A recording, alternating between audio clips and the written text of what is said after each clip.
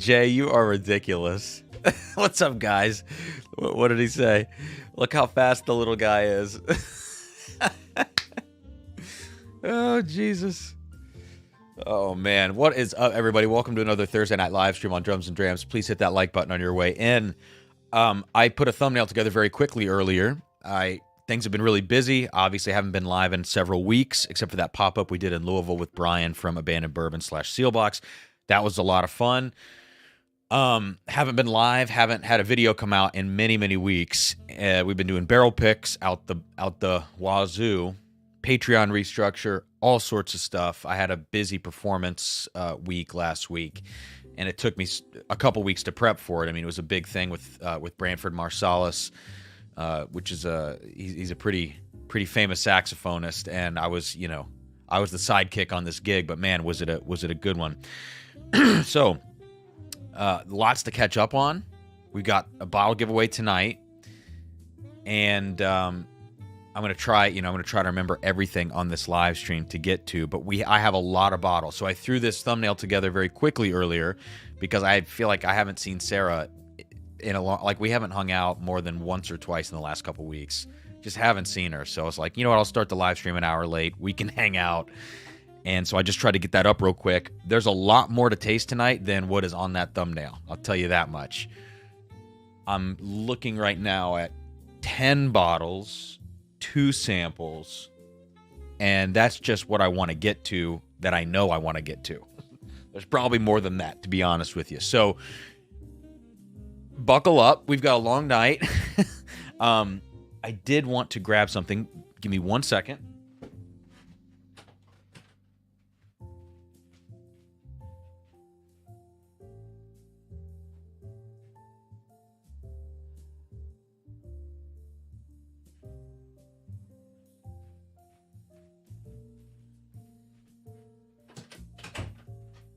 Had to get the spit cup because we're probably going to do just a little bit of this tonight. Yeah, holy shit. I have 6 more bottles behind me I forgot I got to get.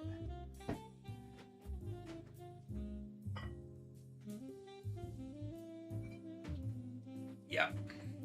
Going to be a long one. It's going to be a long one.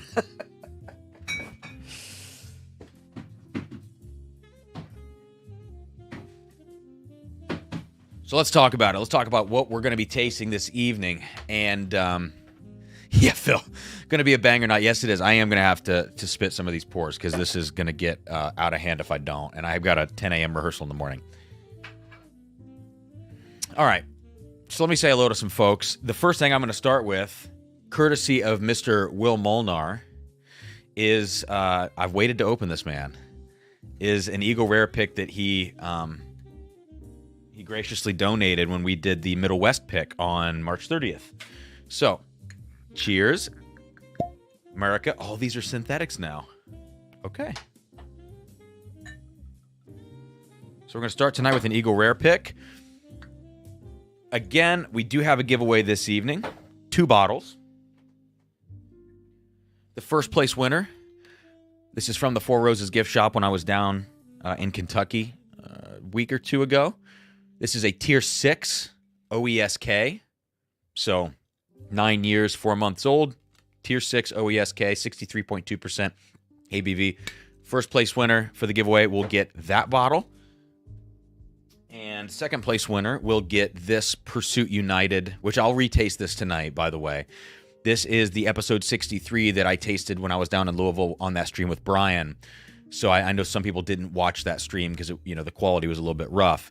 But this is the bottle that everyone says tastes like cherry Coke, myself included, on that one.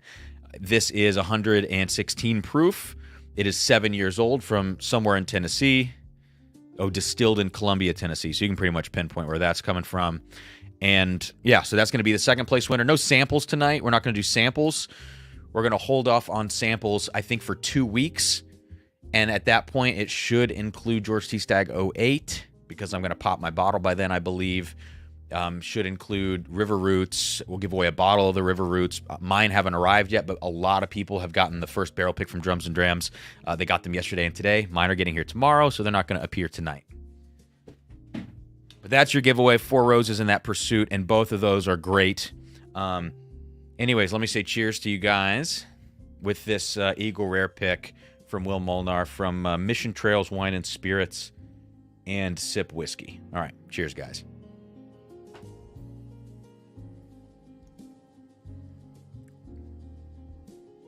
All right, nice. Love Eagle Rare store picks. I have a couple of people here very quickly that have already super chatted. Well, more than a few now, but let me get them in here in just a second. Let me know what you're sipping on this evening, guys. Hope everybody's doing well. Apologize for kind of falling off the face of the earth there, but I wanted to play as few wrong notes as possible on the gig that we just did, and had a couple, you know. Wasn't perfect, but it was better than it could have been. So, Toshi, thank you, $100 super chat, man. He says, hope you've been good, dude. Looking forward to the live stream. Cheers. Thank you, Toshi. As you guys come in here tonight, please hit that like button. But I had the fortune of going down and hanging out with Toshi and some other folks. It was great to meet everybody. It was a lot of fun. We hung out down in Louisville. We went to or in Bardstown rather, and we went to Willet together. And Toshi and I spent a little too much money on a pour from B63, the Willet Barrel B63, which was, I think it was B63 is what it was. Let me pull up a picture here. Yeah, there we go. It was B63, a 24-year-old Willet at 134.2 proof, presumably Bernheim. Best whiskey I've ever had in my life. Easy. Hands down. $2.25 for an ounce. And so that was definitely a splurge moment. But a lot of fun hanging with Toshi. And so thanks, man, for a freaking $100 super chat to kick things off. Appreciate it. Let me get just a couple more of these. Travis says, for the Drum Head Fund. I can't read the rest of that. Miss seeing you post, but glad you are banging at your job. Dude, you got the innuendos tonight, Travis. Michael Schneider, thank you. Got you in for 2 entries. And I will be tracking tonight, guys. Luck be a lady tonight, says Michael. Thank you so much, man. Bobby Holton, we're almost to the end of this. There's not that many Venmos, so stick around. In for 2 says, he's back. Let's go Eagle Rare in the glass. Good, me too, man. And finally, Marshall, in for 10 entries, says, cheers, Cam. Good to see you back live. Thank you, Marshall. Appreciate you guys. Yeah, Toshi, that B63 was nuts. I'm going to say hello to everybody in just a second, but I feel like I don't remember how to do this. It's been so many weeks. Marshall says, sipping on a few from the sample pack. Let me know which ones, Marshall. Chris, I'll get you PayPal here as soon as I can. Let me just grab Paul. I want to get into tasting, then I'll go back and catch back up on those super chats. But thank you, guys. Paul Graham with the ridiculous $100 super chat. You and Toshi, man. And Marshall, everybody. Thank you so much, guys. Thank you, Paul. Good to see your name in here, man. Hope you're good. Your Huckleberry in for 2 says, having a 2018 Michter's Barrel Strength Bourbon. That is a good sample. I love that 2018. The 20... Let me think about this. There was an 18. I had a 21. Yeah, that's awesome, man. I don't still have mine, I don't think. I think it's long gone. All right, Ron, I got you in for 4 entries. Hope all is well. Good to see you again, Cam. Cheers, man. Thank you, and I think I'm caught up now. So let me check out who's hanging out tonight. Let me review what we're going to taste. So, by the way, speaking of Toshi also generously donated a bottle to the channel, and this is more than generous. Come on. A Stagg store pick, Hazmat, 140.4 proof. So we're going to taste this tonight. I don't know when. I've got the new Overholt Rye. Picked this up today. Obviously, we'll taste that Pursuit, like I said. That's going to be part of the giveaway. We're going to taste... We might get to this. We might skip the Peerless Toasted. We'll find out. I've got Porter's First Barrel King Blend here. And here we go. This is going to be special tonight. We just did a Dark Arts pick for Drums and Drams. So I got the bottle out. This is the Junkies pick. And I've got half an ounce left of our pick. So what I'm gonna do is I'm gonna do the official tasting notes on this video tonight, clip it, post it in the Patreon, post it publicly later if that barrel makes it out of the Patreon, which it probably will. So we can talk about that Dark Arts pick in a little bit, but I do have that. And then finally, I've got, let's see, I got a couple Foolery bottles tonight, the bonded bourbon and the rye. I picked these up today. I was just curious. And last but not least, we have 3 bottles from Blue Note. They sent these along last week or the week before. Standard, Juke Joint, Rye, and Crossroads. And then we've got some High and Wicked, which is a brand I'm unfamiliar with. This is an Irish whiskey. I probably won't taste this tonight because it's finished in rum, but we'll find out. And then they've sent me the cask strength rye and the standard bourbon. And there's a surprise between these two. So this is going to be interesting. And there we have it. And I forgot one more. Pursuit Sherry Rye. Jeez Louise. So here we go. We're going to embark. We're going to do some serious rapid fire reviews. For those of you guys in the chat from the Patreon who got the River Roots Rye pick, please let me know what you think of it if you are sipping that tonight. This right here in this glass, it's going to stay in the center of the table. This is the final bit that I have until my bottles get here tomorrow. This is straight off the bottling line, sample. Smells great. So I hope you guys enjoy that. And if you have any critique of that pick, please let me know in the chat too. So I'm just seeing everybody that said hello here. Good to see everybody. Adam, the blunt blend was just a placeholder in there to just get a dark arts on the thumbnail. So I'm not tasting the blunt blend tonight, but Ron, how about bringing Sarah on the live stream? She's always asleep, Ron. Oh, there we go. Jesse, don't mind a long night. Got a full charge on my phone and plenty of firewood. Did you take your Z-Biotics? No, I don't take that stuff. Okay. Crittenden's Double Oak for Scott. Nice. Very, very cool. Mike Conklin sipping on a Four Roses LE 2018 before I get into the good stuff. Yeah, Nice, Mike. Jeb, oh, you're drinking the good stuff. I hope you enjoy that, man. That is one of my all-time favorites. Very, very funky. Okay. Well, I think we're caught up, and I'll get Sarah J here in for 4 entries. Thank you, Sarah. In for 4 says, cheers and thanks for the great content. We're going to get back to it, Sarah. I've got a Michter's 10 2024 video that should be dropping tomorrow to kind of kick things back off. Wayne Arnold, recipe for the Four Roses is OESK, tier 6, 9 years, 4 months, 63.2% ABV. Okay. Let's do it. So what are we going to start with? Let's go easy. What proof is this at? Okay. I think we might go Blue Note just to start things off. We'll just do a very, very quick review. And let me know if you guys have had any of these products. Blue Note sent me this stuff. Full disclosure, sent it to me for free. They just hit me up. One of the guys that has sent me products in the past, who's kind of a marketing person, is now working with Blue Note. And he hit me up and he's like, hey, we got these on the way. It's like, cool. So you guys know I'm always honest about this stuff. If you think I'm not, that's fine. But I don't really pull any punches on stuff that's sent to me. So here we go. 93 proof. Not sure what the source is on this. Distilled in Kentucky. Maybe it's Bardstown juice. I really don't know. But here we go. Very, very corny. Cornmeal and honey.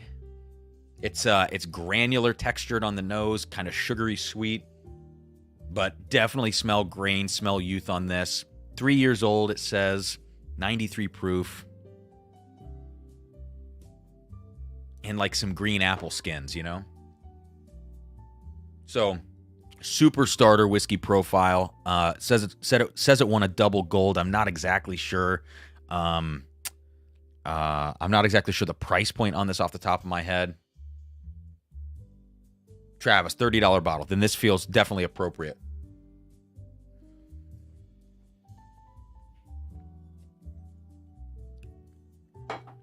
Yeah. A little cocoa powder on the palate up front with some pepper spice. Yeah. I mean, that's completely unoffensive. in terms of, it being a $30 bottle. Now, if I look around the room at some other things that might be $30 bottles, maybe like Green River, I think I would probably take the Green River over the Blue Note. But it's not terrible. Definitely on that bright, grainy side, though. Marshall, both are DSP 10, says Travis. What's Oh, Travis, you actually said this a second ago. That's hilarious. You need to blind the Blue Note with Green River. I wonder where my Green River is. Here.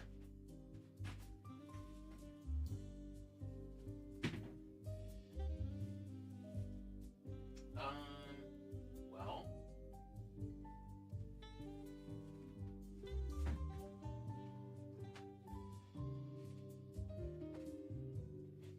The only one I could see down there under my bar cart is the weeded. So let me grab the weeded. Let's see how this compares. Let's see. So Travis, is DSP 10, is that Bardstown? Oh no, it's Green River you're saying. Okay, I'm an idiot. Yeah, so it is Green River juice. What's up, Dan? Okay.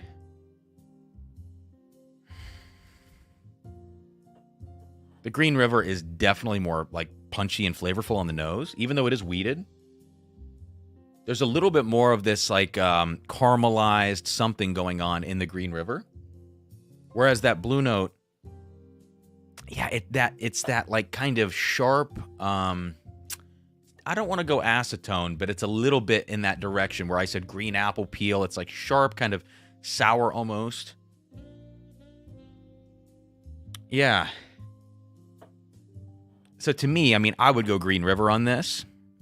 I don't know the age on that. It is considered straight. It's a straight bourbon, and it doesn't say anything less than 4 years on the label, so it's at least 4 years old. Comparable price, I would imagine. But the Green River is it all the way. Blue Note's not bad whiskey, but it's nothing I would say go buy an Elijah Craig, and if you want a lighter profile, there are probably better options at $30, $35, whatever that's going to be. Yeah, so. All right. And look, I've had some of the uncut picks from Juke Joint, or from Blue Note, and I love the picks. They're usually very buttery, bright, candied butterscotch, not dusty butterscotch. And I do tend to like those picks quite a bit. They still always have a little bit of youth and brightness for me, though.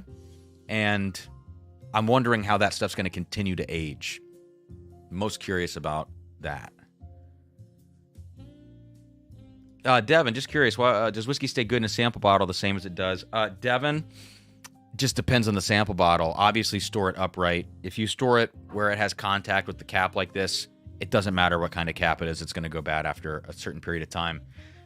Just make sure the best practice on this is that your cap is the polycone, not the white foam liner on the inside. Those things will degrade over time. They will eventually be eaten away at, and they will fall into the whiskey itself. So you want to get the polycones in there. I just watched whiskey get poured out. Trust me, there's enough whiskey in this house to for probably the next 15 years of my life. So some whiskey is going to get poured out.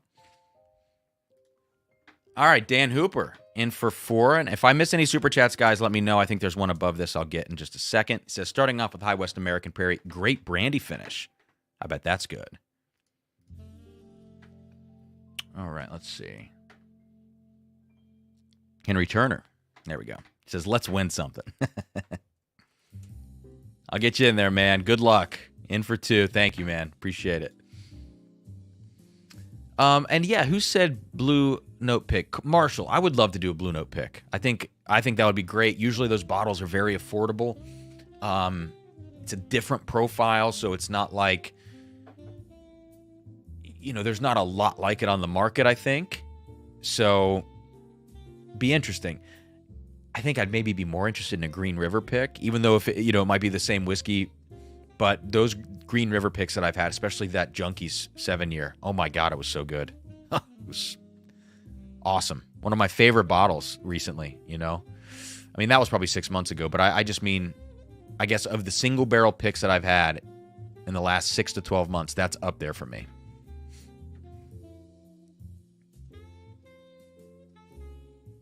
All right.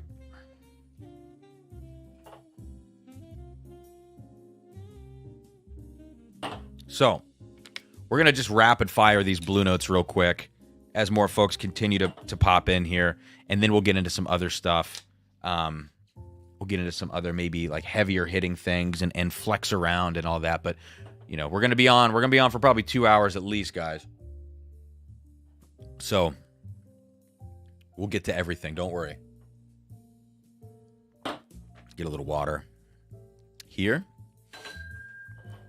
So yeah, we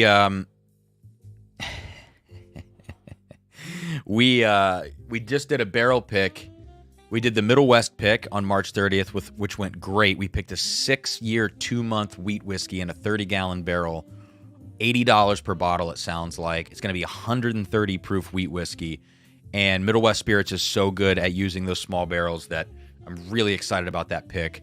That's going to be a month or two until it comes out. We've pushed that off because the Dark Arts pick that we just did, which is 10-year MGP at around 113 proof, 36% rye mash bill. That's going to be 150 a bottle. Not cheap, I know, but I think a lot of folks are interested in the Dark Arts stuff.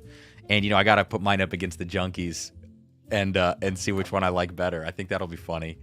Everybody, you know, they won't let it go what I said about the Junkies Dark Arts pick on Discord, which I think is hilarious. So Dan's gonna buy one, and we're gonna put these head to head or something. I don't know what we're gonna do, but that one's gonna be the next pick that comes out. I think mid-May is what it's looking like. Kyle, I wanted to thank you for the Scotch content in recent months. Appreciate it. Thanks, man. Hey, obviously everything's been on a little break, but Sunday we're gonna review this Port Charlotte 18. Just got this from a Patreon member, Russ. So thank you, Russ, for sending this. This is going to be Sunday's review. So we're getting back in that as well, all the Scotch stuff. All right, let's get this Green River out. And now let's move on. Let's move on to the Blue Note Crossroads. So I've never tasted this. It is bourbon, straight bourbon, finished with toasted French oak. Let's see, produced and bottled, so not distilled by them. But it doesn't say distilled in Kentucky, so I would imagine this is a Tennessee product. I think legally this would have to be from Tennessee if it doesn't state otherwise. So let's see, Blue Note Crossroads. Let's do a quick review on this. 100 proof on this one. Okay. Huh. Jesse, looking forward to tasting a sample of the Junkies Dark Arts along with you. Awesome. Yeah, we'll do that in a little bit, because basically I'm going to give the tasting notes for our pick. And again, I only have half an ounce to work with here. So we'll do the tasting notes on that, and then I'll go to the Junkies and just kind of give some quick thoughts on how they compare. Travis says that's 3-year MGP French oak finish. Nice, Travis.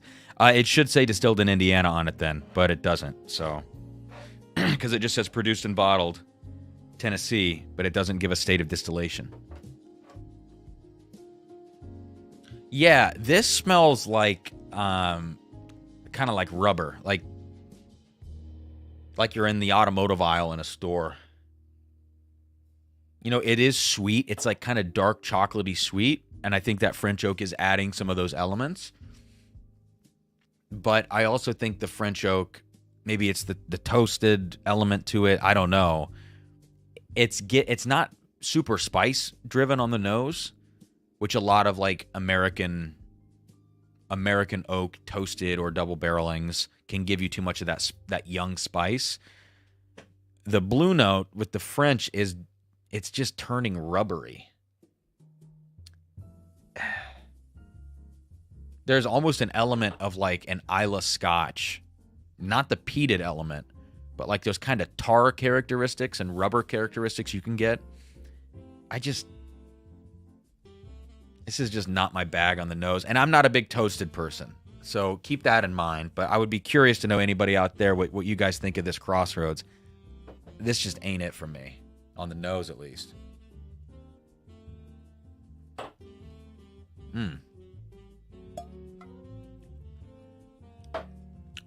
No. No, you can keep that. I'm not a big fan of that one. And maybe that's just my palate with the French oak. And it just lingers. It does add viscosity, which I think a lot of people are going to like about that French oak. And it doesn't add that abrasive spice. But what it does bring is this bitterness and this harshness to the wood. It adds a lot of tannin. And it just hangs around. It's a lingerer. Travis said it took some digging to find that out about it. I'm not a fan. One bottle and done. Yeah, I agree. That's just not... You know, if it's between the Crossroads for me and the standard Blue Note, I'm going standard Blue Note all day. The Crossroads, just unredeemable in my opinion, but your mileage may vary if you like that French oak profile, which I know a lot of people do. But I also think French oak, a lot of people overfinish, or I just think sometimes it's not done well. Kyle, excited for the Port Charlotte 18. Heard the Lottie 18 was good. That's my experience too. The nose was fine. I liked the palate on the Lottie 18. Port Charlotte is the one people in all the tastings have come away saying that's the one to save your dough. Absolutely, I would agree with that. Just off my very first tasting last night of the Port Charlotte 18, it reminds me of Springbank a little bit, but with more peat, like more intensity to the peat, a little more cigarette ash. I'll do obviously a full review, but it's a great bottle, and the proof point is beautiful. I'm so glad they left that proof on there. Yeah, Mike said, yeah, Dark Arts pick looks like it should drop between May 15 to 20. That's what Ryan Alves has mentioned to me, which is great. I think the timing on that's perfect. About a month after the River Roots pick, and then hopefully about a month after that, we can drop that Middle West. And we're eyeing right now, guys, an early June Evernorth pick. So I think early June, Sarah and I are going to head up, it sounds like, bring some Patreon folks with us, and we'll do some pick, maybe a rye, maybe a bourbon, who knows. Phil, funny how 15 just turned into 30 tastings. Yeah, yep, shit. Jay, if the Bourbon Junkie Dark Arts is better, you have to chug the spit cup. Well, now I'm for sure not going to say that it's better. Bourbon Bill, Rye 1, I don't think they have anything else like that necessarily, but they've got those barrels that Rye 4 came from, which is that 52 corn, 43 rye, I think 5 malted barley. I'm eyeing one of those ryes just on paper, but they also have mentioned some different bourbon options. I was talking to Dan the other day on the phone, and we had a great conversation. I told him how much his palate is absolute garbage, and I'm just kidding. And so we'll see what we come away with. With all the bottles on the table tonight, who wants to bet that Cam buys another Old Forester employee bottle tonight? Don't say that. It's going to get dangerous. Nervous chuckle. Okay, one more on the Blue Note tasting series here, and then we're going to move on. I have high hopes for this one. This is the rye. It is also 93 proof. Is this Kentucky probably? DSP, does it say DSP 10 on this? Or I guess it wouldn't have to say that, would it? It does say distilled in Kentucky. So this is what? This is probably Bardstown rye. Travis, you're the man on this. Is this Bardstown rye?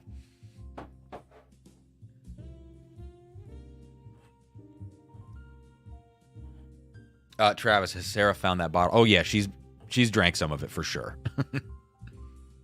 Russ, Dan said that was his favorite mash bill, the Rye 4. Yeah, I think it's a great mash bill, and I think you give that stuff 8 years. I think it's 5 or 6 now. Get it to 8, get it to 9. I would love to see what it's like at that point. So 93 proof rye, aged a minimum of 3 years. So it's Bardstown rye. Here we go. Probably 95.5 then. Ooh, I love this Bardstown Bourbon Company as long as that's what this is. I love this rye on the nose. Very, very sweet honey vanilla on this. With just a teensy bit of a citrus and maybe just a little bit of mint. There's absolutely, for me, no dill on this. This is a super sweet rye. And there's even like some kind of creamy fruit note in here. I said there's a little citrus, and when I'm talking citrus, I'm mainly talking zest, like effervescent citrus zest, maybe orange peel, something like that. But there actually might be like an orange cream note in here. Something. I'd have to kind of spend some time with this to figure it out. 30 to 35 bucks, says Travis. This might be the winner for me out of the Blue Note lineup. I mean, look, the younger age is going to benefit this rye more than it benefits the base bourbon. The base bourbon just needs more time in the barrel. It's not, there's not a time where I'm going to ever be like, someone says, what should I buy for 30 bucks? Where I'm going to say, go snag this Blue Note. I could never say that given what else is on the market at that price point. Double the age on it, then you're talking, right? Russ, does Bardstown ever do barrel picks? Yes, they do. Although this is their own single barrel. So I guess in terms of actual picks, I don't have one of those, but they do exist. People do have the option to pick some barrels from those guys. But I don't know what that's like in terms of like who's getting to do that or whatever. I'm not sure. Toshi, dude, I literally can't afford a B63. I did tell Sarah, it's like, look, if there's ever a spare 10 grand lying around and it's burning a hole in our pocket, maybe we buy a B63. Viper Candy says, yes, I have a Bardstown white label store pick. Yeah, and the cool thing about those is that they list on the front of the bottle, they list the mash bill, and a lot of them are very different. This is the Total Eclipse pick. I managed to snag this the day it came out when I was down there, right before the eclipse. And this is a 4-grain. It's 60 corn, 26 rye, 10 wheat, 4 barley. So it's, it's good stuff, actually. All right, back to this rye, back to this super sweet Blue Note rye.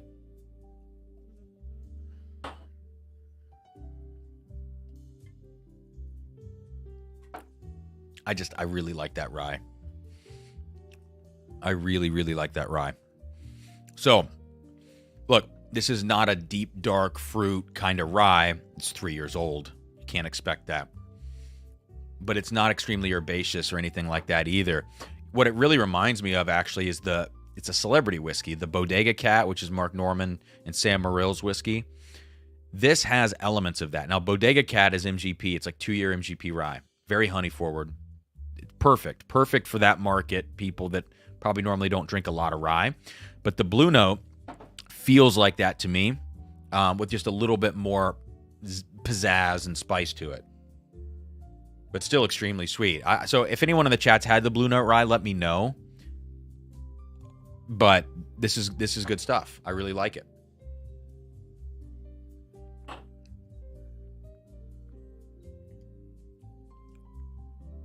Almost a little bit Scotch honey on that. Like there's so much honey, even though it's a rye. It's coming off a little bit like,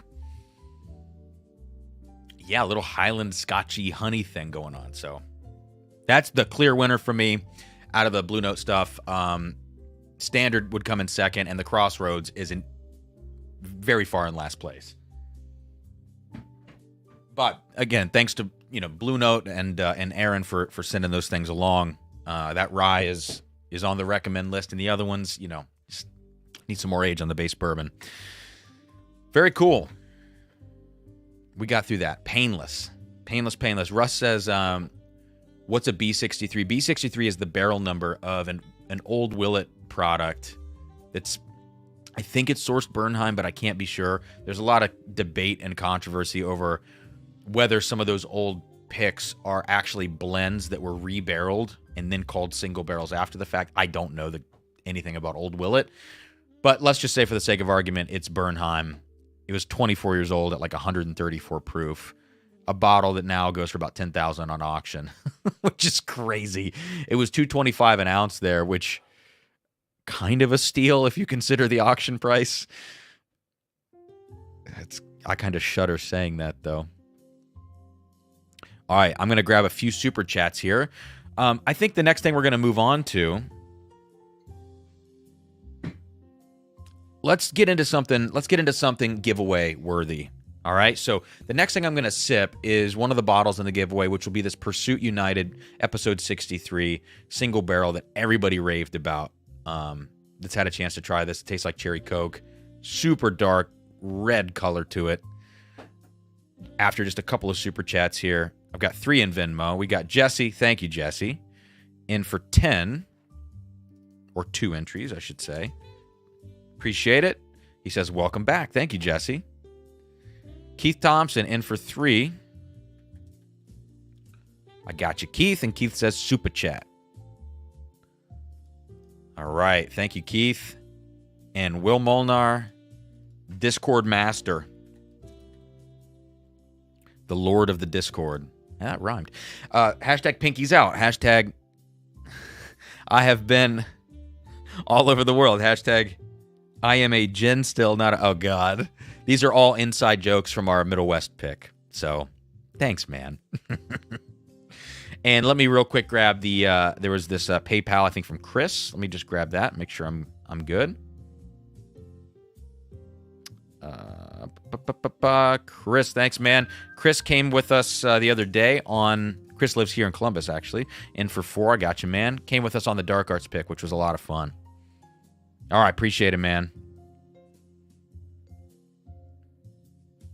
Cool. So, let's get back to it. Also, if I missed anybody's super chats from like earlier in the beginning of the stream, I'm not going to scroll all the way up. Just resend it, and I'll get to it. Chris said the sip that I had of that... Oh, yeah, I forgot I brought this Pursuit over there. Okay. So this was the rye I just had. We'll clear this glass one more time, and then we'll retire it and move on to a fresh one. Copper Wolf, loving the Pursuit Double Oaked. All right, Copper Wolf. I'm going to have some fighting words about this. This is going to be an unpopular opinion, I think, because I've heard a lot of great things about the Pursuit Double Oaked. I don't have one with me, but I did taste it when I was down in Louisville, and I just think that it's really bright, and it's like super, super sweet. It's the sweetest Double Oak I've ever had. And when I think really sweet Double Oaked, I go to 1910, I go to Woodford Double Oaked.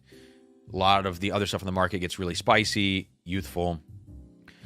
This was like as sweet or more sweet than those, but then the notes were super bright, and it almost comes off like artificial icing, you know? Like, not artificial, that's not the right word, but because isn't all icing probably just artificial?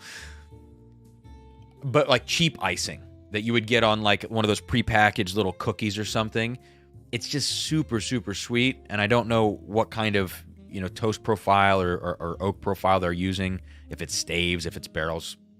It tastes stavey to me, but I don't know if that's true. They're kind of talking about it like it's a butterscotch note, and they keep referencing in a lot of the marketing about it that it's supposed to be kind of like a whiskey of yesteryear. I don't like that marketing, because for those people who have tried dusty whiskey and you taste that thinking, well, this might have a resemblance, I don't think it has any resemblance. I mean, you could call it a butterscotch note on that Double Oaked, but it's not even in the same realm of the old school butterscotch. It's so bright and sweet and candy that I don't think there's any real relationship for me. You know, you got to market your product in a certain way. I totally get it. But that aside, I just don't like the flavor profile of that bottle. So, okay, rant over. Sorry if those are fighting words.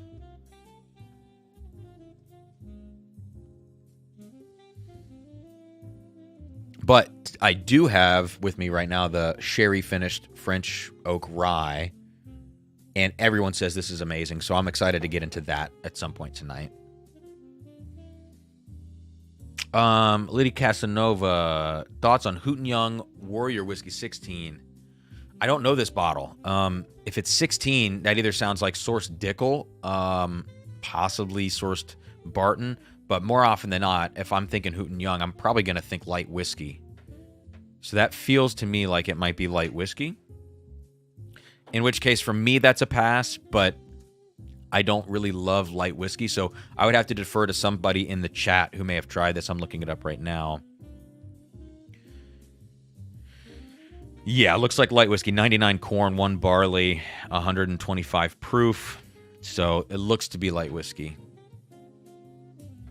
Will, unsubscribing now because of that hot take. Come back, Will.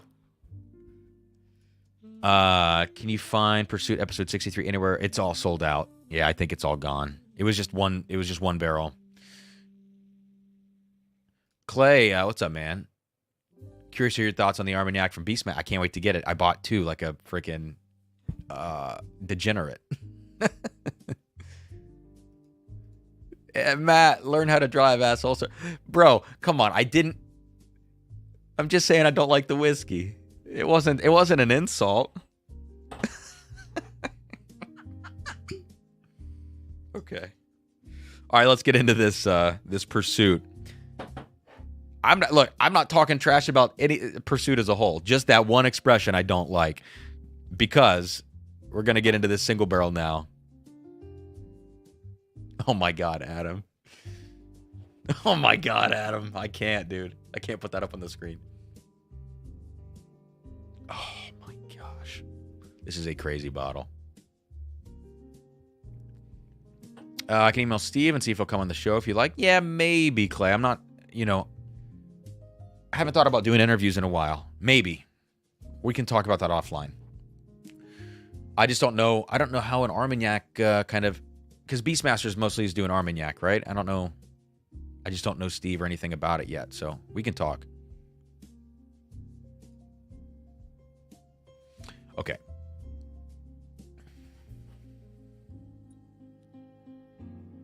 So, 116 on this. It smells. It's a little ethanol forward on the nose. It is a little hot, and that's okay. This is 7-year-old whiskey.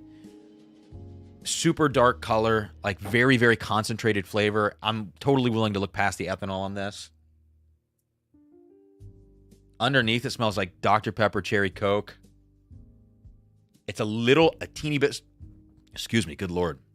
Sarah and I had a very, very nice dinner, but it's, it's fighting the bourbon right now in my stomach.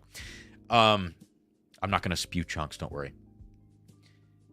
But this, even though this is Dr. Pepper and Cherry Coke on the nose, it's still a little surface level. Sometimes when I hear those notes, I really think extremely deep and rich, like 14-year-old Barton or something. This isn't quite at that level of concentration, but the notes are there.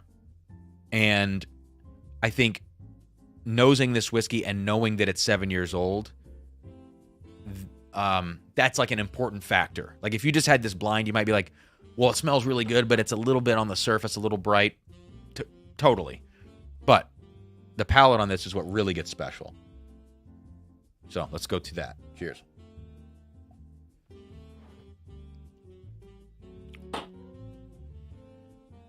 The palate is like liquid candy. It legitimately just tastes like Cherry Coke. Oh. I have goosebumps. I love this bottle so much. That's why Brian from Sealbox Abandoned Bourbon, he picked this up for me. He got me 3 of them, and I was like, I'm giving at least one away, but I'm going to hang on to the backup just in case. I might have to be hanging on to that for good. This stuff is phenomenal, phenomenal whiskey. I can't believe that 7-year-old Tennessee distillate, not from George Dickel. I cannot believe it can taste like this. Greg, any Evernorth pick in the future? Yep, we're going to go up there and do that early June, it sounds like. Jeb, I never believed Cherry Coke notes as someone who likes Cherry Coke. Jeb, the other ones are always like dark, syrupy, red fruit, so then it gets associated with cherry Coke. But it's always got more tannin and heft and a little bit more bitterness than cherry Coke. This legitimately just tastes like it. Next time I send you samples, please remind me. I will put this in the box. I'm telling you, dude, I am not lying. It's really, really wild. Joe, Joe, you know I'm always thinking channel growth. Chunks will make a great YouTube short. Always be thinking channel growth. Adam says that bottle is legit cherry Coke. Yeah. Adam was also, guys, Adam was on the pick with us. Hell, he was basically leading the pick. He's buddies with Macaulay at Dark Arts. It was awesome. We had a really good time there. Sorry if those are fighting words, T. I got to get on that, Matt. I'm trying to figure out some merch stuff, but I just want to make sure I get the right, setup for merch and everything. Walker, what's up, dude? And the Sherry French Oak Revere Batch 11cc. Is that what this is? This is 8CD. It's terrible. Oh, geez. I read the same hype you did. Oh.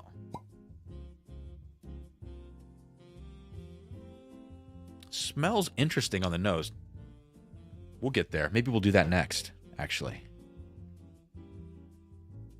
I love this pursuit. The nose is good. The palate is great.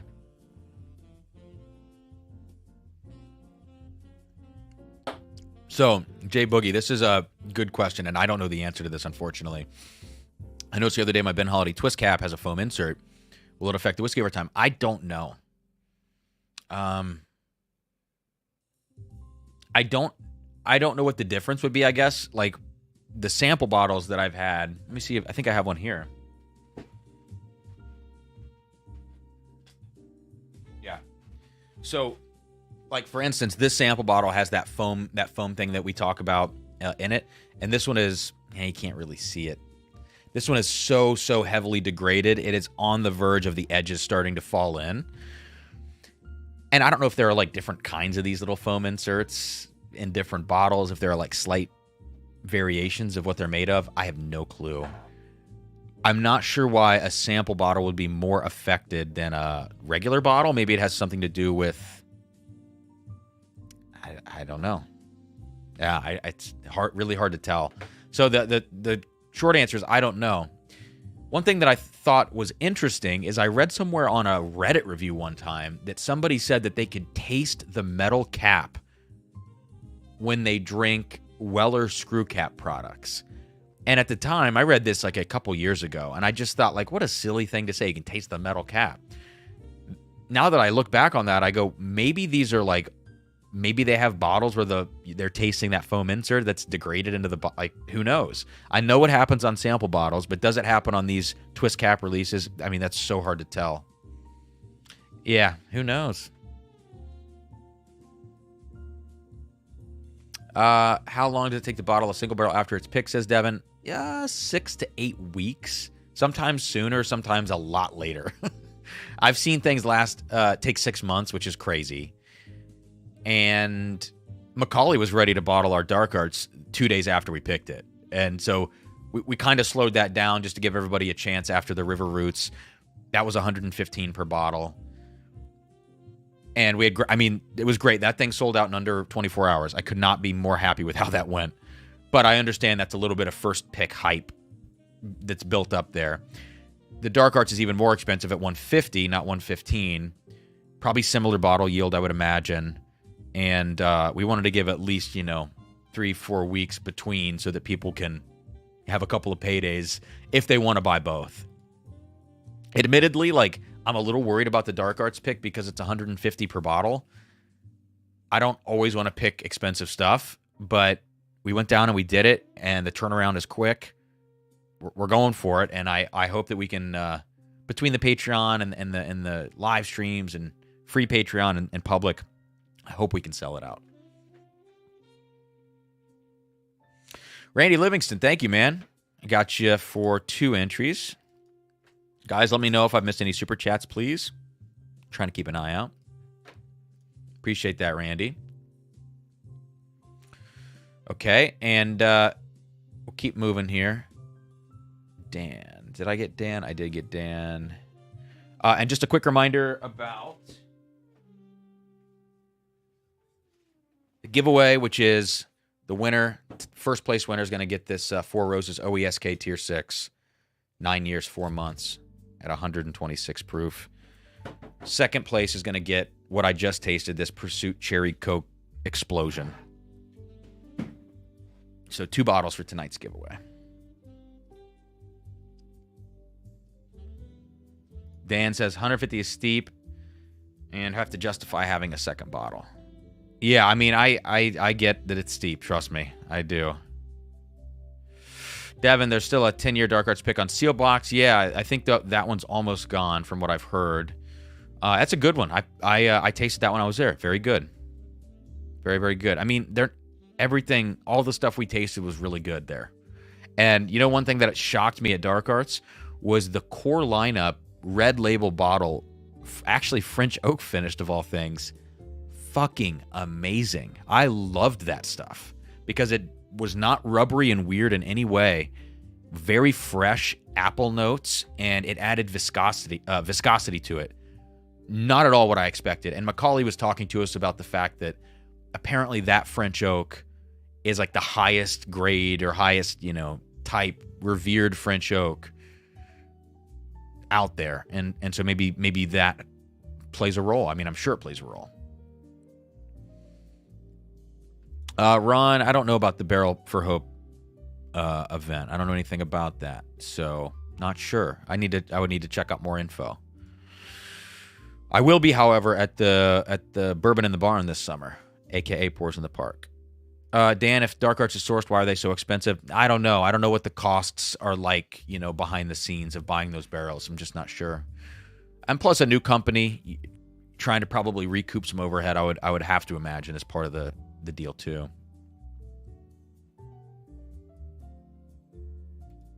Okay. Aaron O'Donovan, cheers. Thank you, Aaron. Got you in for 2. Appreciate that. And Jeb in for... Oh, Jeb's jumping in. You want to know if it really tastes like cherry Coke, huh? Just contributing to see Dan swaddle you at the Evernorth pick. You know, Dan and I, when we were talking on the phone, I think that was yesterday. Time is kind of flying.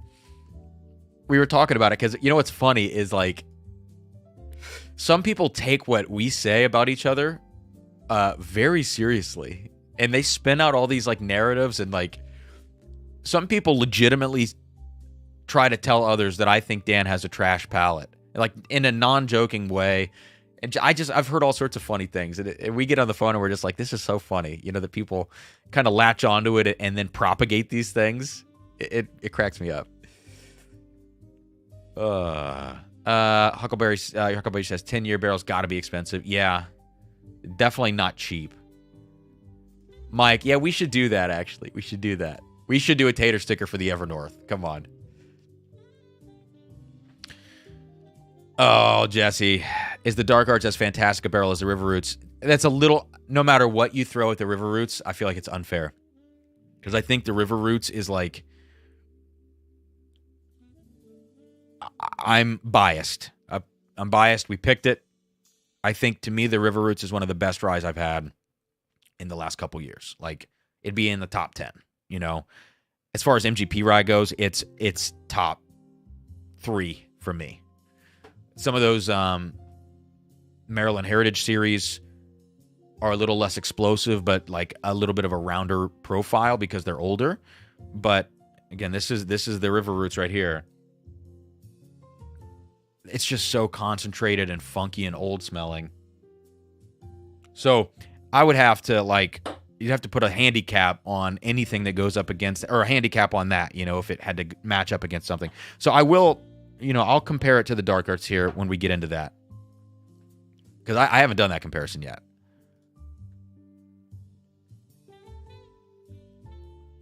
Oh, what's up, Darrell? I have this on my calendar, man. Is it still, is it the 1st that we're doing? May 1st?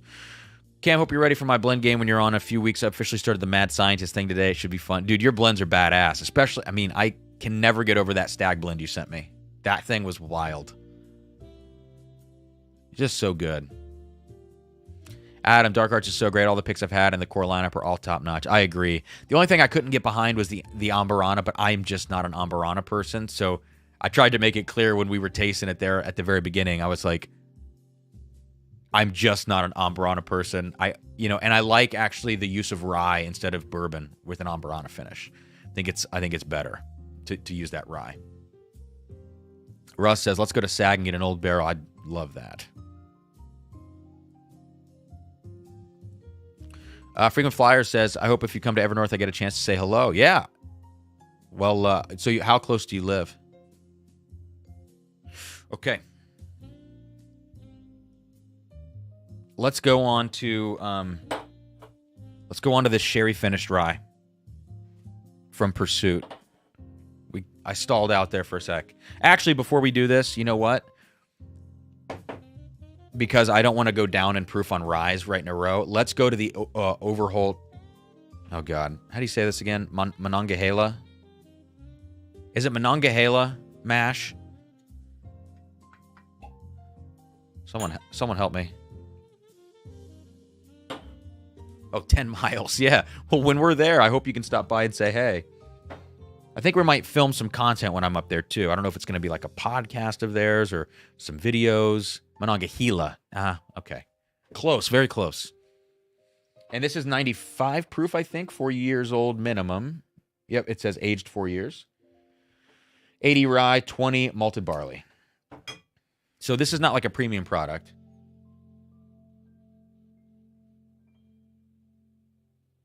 Huh. Where's that at? Kind of reminds me of the Blue Note, actually.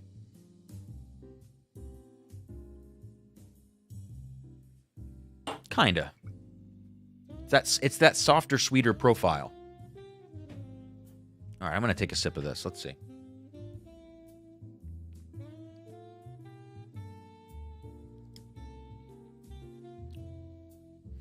Oh wow, interesting. Oh, Jesse says that's how Pittsburghers say it would be Monongahela. Huh. Who knows then? This is an interesting rye. When I saw the price tag today,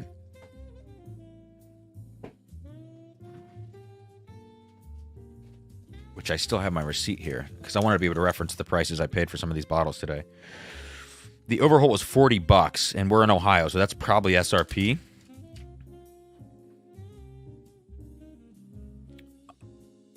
I'm shocked on this. So the nose is so much is that clove?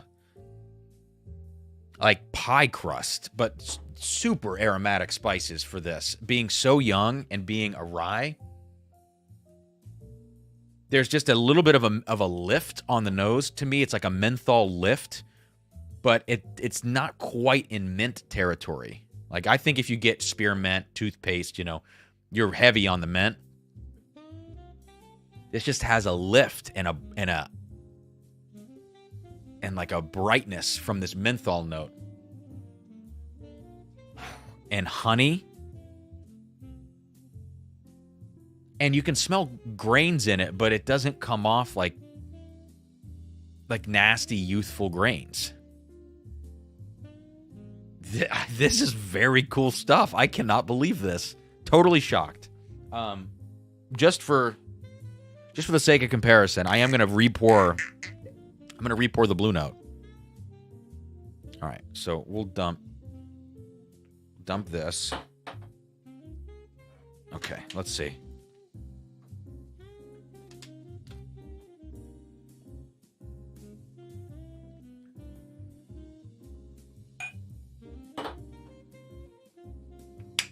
So Blue Note's on your right, and the Overholt's on your left. So Blue Note.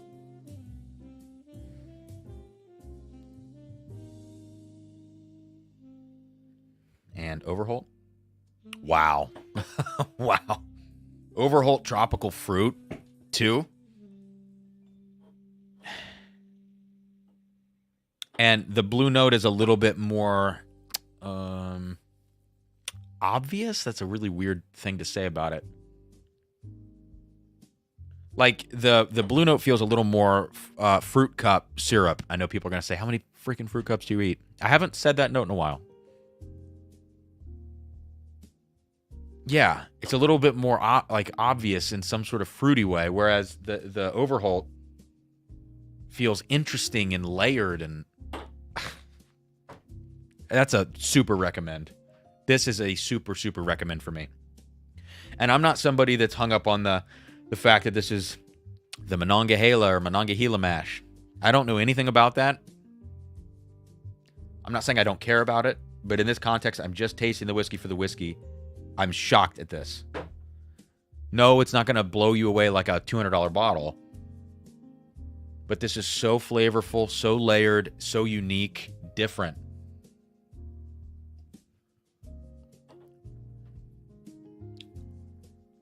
Big fan. Wow. All right. Oh, Zach, I'll cup your fruits. He said, I got some fruit you can cup. I bet you do, man. What's up, Mr. Jigs? We've got 146 in here. Everybody hit that like button, please, if you have not already. And if you're watching the replay as well. Let's get the music up a little more upbeat here. Jesse, 80 rye, 20 malt. It was a common mash bill in the late 1800s when I'm going to say Monongahela. Jesse, you got me convinced that that's how I should say it because of Pittsburghers.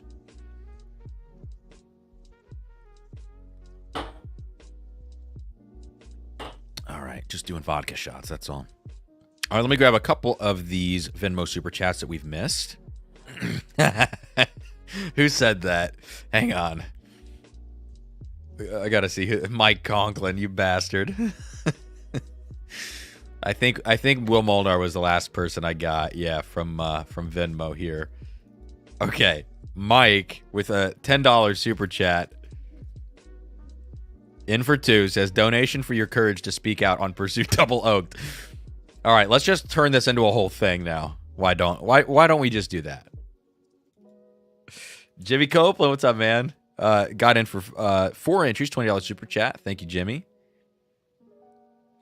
All right, Copper Wolf is in for 5 with a whiskey emoji. Thank you, man. Appreciate it. Then we got Phil. Phil, we're going to be tasting.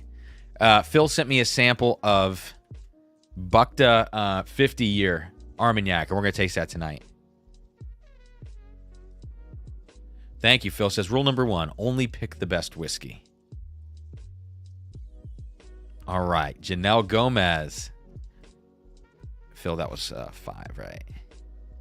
Yes. Janelle with a, geez Louise, $50 super chat from Janelle Gomez. Thank you. Says, welcome back to Lives. Glad to see you back. Thank you. It's good to be back. I'll say cheers to you guys so far with a little sip of the River Roots rye pick. It's been so cool. Oh, my God.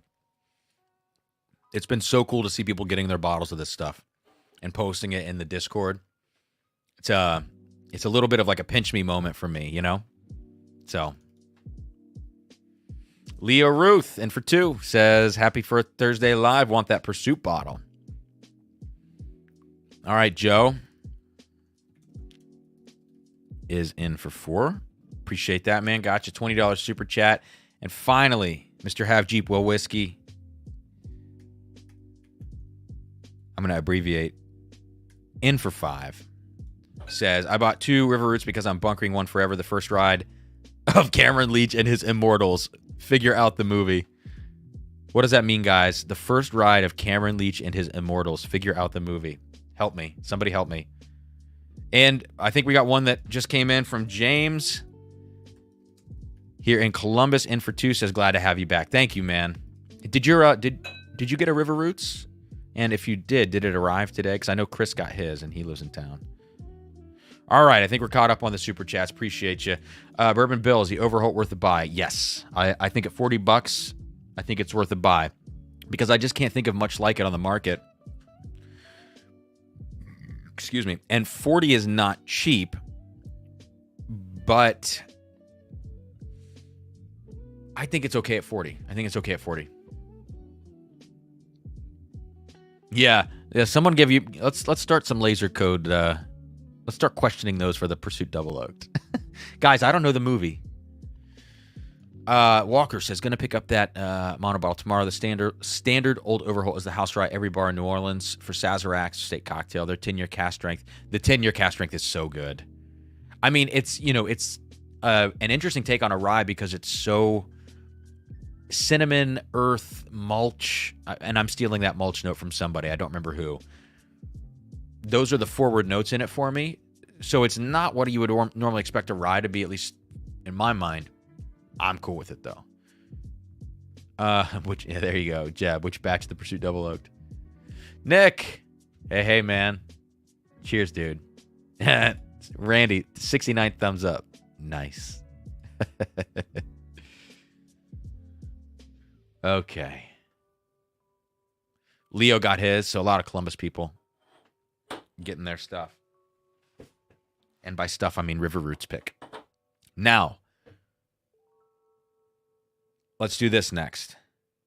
There's so many freaking bottles to taste. We're only an hour in. We're doing great. And I gotta say, I'm going to keep a spit cup out for every live stream from this point forward because it allows me to taste more and I can choose the things that I want to swallow and the stuff that I don't want to. And Matt, go ahead and clip that.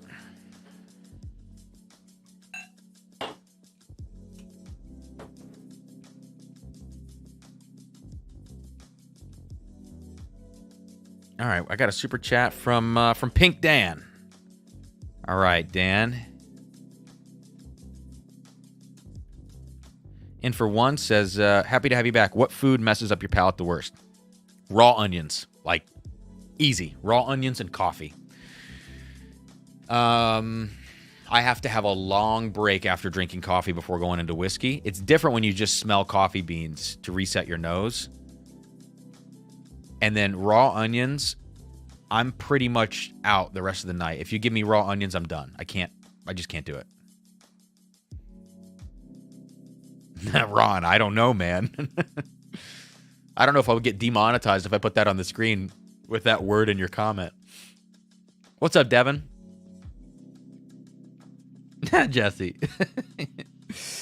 Oh, James, I'm glad you like the River Roots, man. I feel very good about that bottle. You know, no, obviously I'm always going to be nervous, but that one, the nerves subsided quickly. The Dark Arts, I'm nervous just because the price. And then the Middle West, I'm actually not nervous about the Middle West because I think it's a really great wheat whiskey. And I think when folks do try that one, even if they think they're not going to like a wheat whiskey and they take a chance on buying it, I think they'll be very happily surprised because it drinks much more like a bourbon than any wheat whiskey I've ever had because of the 30-gallon barrels. So far, I'm feeling good about the picks. It's just the price as I move forward and do more picks that I'm going to really keep an eye on, you know, and think about where the prices have been on picks immediately preceding, you know, that one and stuff that's going to come up afterwards. Yeah, Copperwolf, selective swallowing, dude. You know, you got to do it. Will, this was your Eagle Rare, dude. I don't know if you were here at the very beginning of the stream, but this is what I started the stream with.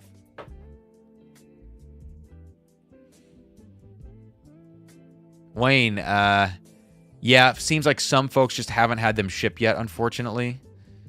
You know, I still don't have mine, but they're going to get here tomorrow. Russ, what do you think of the Overholt 10 for 100? I like it, man. I'd buy one. You don't need to bunker it, but I would buy one. Jesse says spicy food kills my palate. Alcohol just intensifies it. I agree with that. And pizza. Like some people will drink whiskey and eat pizza together. I think those are psychos. You know, if I'm gonna have pizza, frankly, I really don't want to even be drinking, even beer, because it's just heavy. It's heavy and heavy together. Tequila maybe with pizza. Like I could see tequila and pizza. Whiskey and pizza. I think you're a psycho. Okay, moving on. Pursuit 108 proof, batch 8 CD of the blended rye finished with sherry French Riviere oak. I think that's all we need to know. Distilled in Kentucky and Maryland. So Not sure where the Kentucky Rye's from. Maryland, I would have to imagine, is Sagamore.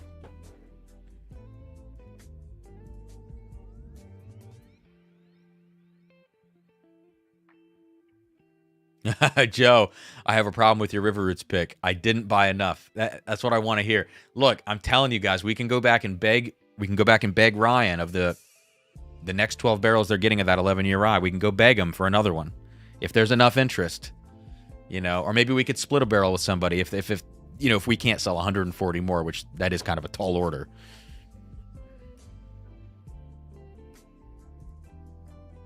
Huh.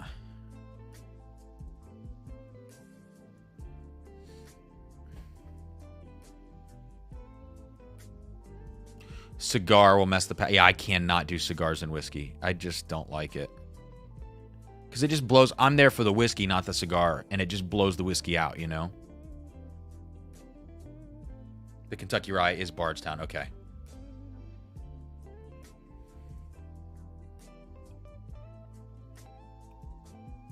Ron, I'm not familiar with that brand. J. Rieger? I don't know that brand. What do I need to know about J. Rieger? What are they known for? And are they sourcing or what?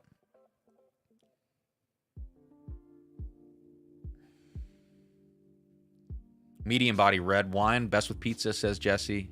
Yeah. I had a Barbera with pizza maybe like a month ago that I liked. And actually a Greek wine that I thought was pretty good with pizza.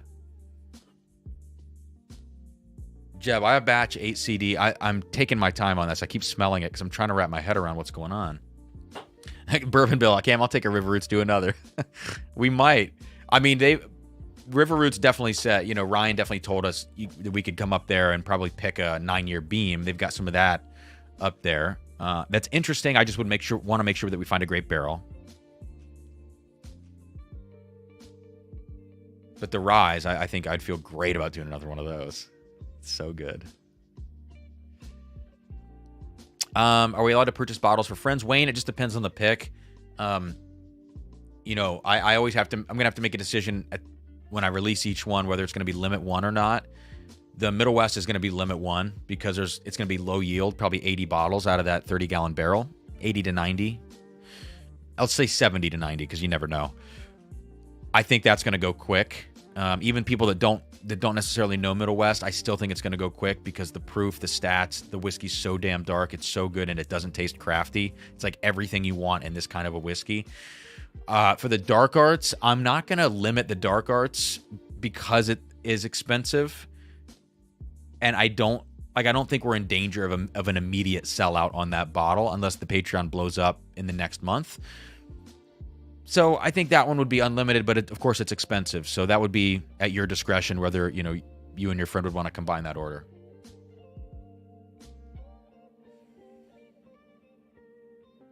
Okay, so Pursuit Sherry Rye. This has a mint note to it. This has like a toothpaste mint note. It kind of reminds me actually of Kentucky Owl. It's not quite like, it's not Kentucky Owl. It's not 11 years old, but it has that kind of a note to it. There is a little bit of a young oak, but I've got to say it's not overbearing, you know? And a lot of these notes, like this mintiness, this prominent kind of oak thing in there, it is kind of covering up what else is in the whiskey. So I got to take a sip to see if I can get underneath it. I'm not put off by it. I think it noses over 108 proof because it's a rye. So let's just see what happens here.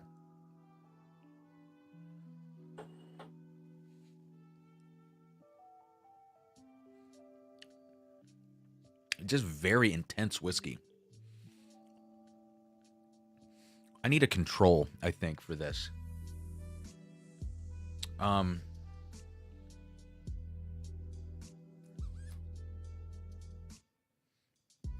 Maybe I can pour... I need something like a similar proof. Would be nice. Let me pour some more of this Overholt next to it. I feel like it's just a little closed off and tight.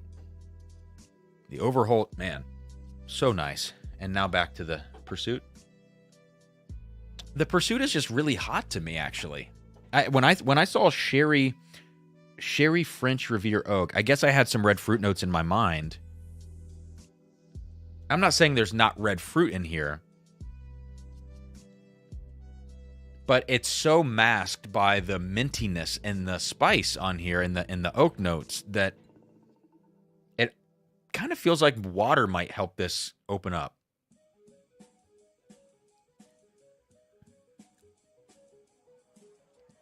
Even the palate.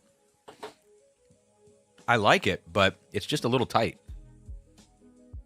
Let's see. So it was already at 108.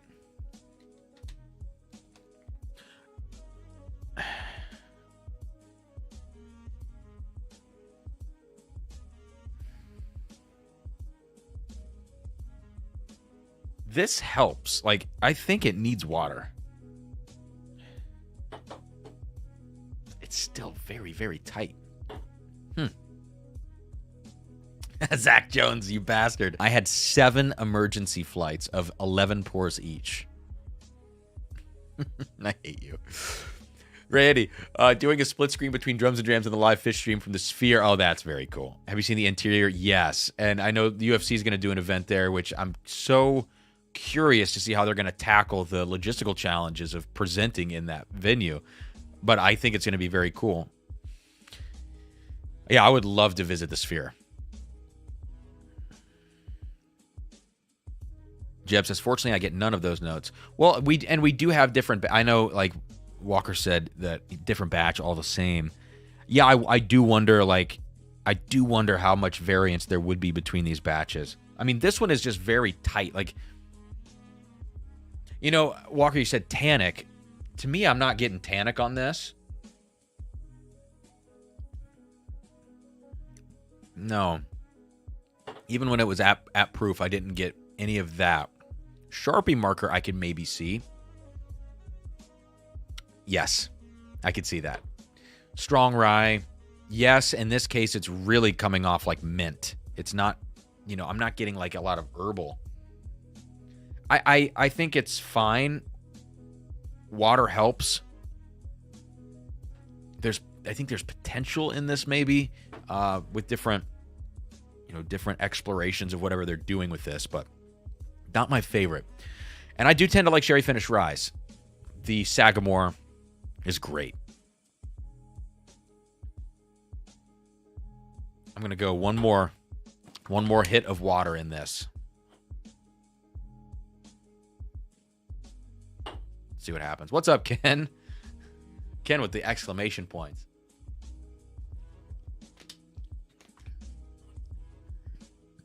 All right. Let's see. None of you know Tombstone. Someone did say Tombstone, I think. Maybe only one person, though. Yeah, I don't know it. Adam, we looking at around 150 for the dark arts. Yeah, that's the going rate, you know. Dennis just jumped on. Did any of the picks make it out? No, Dennis, they were gone in 22 hours within the Patreon. In about, if it would have lasted about another 6 hours, it was going to go public, but it didn't make it. And I've got people now kind of hitting me up trying to get one, which, you know, maybe we could go get another barrel of that rye. I don't know. I don't know if they'd be up for that. River Roots. But either way, you know, there's more picks to come, of course.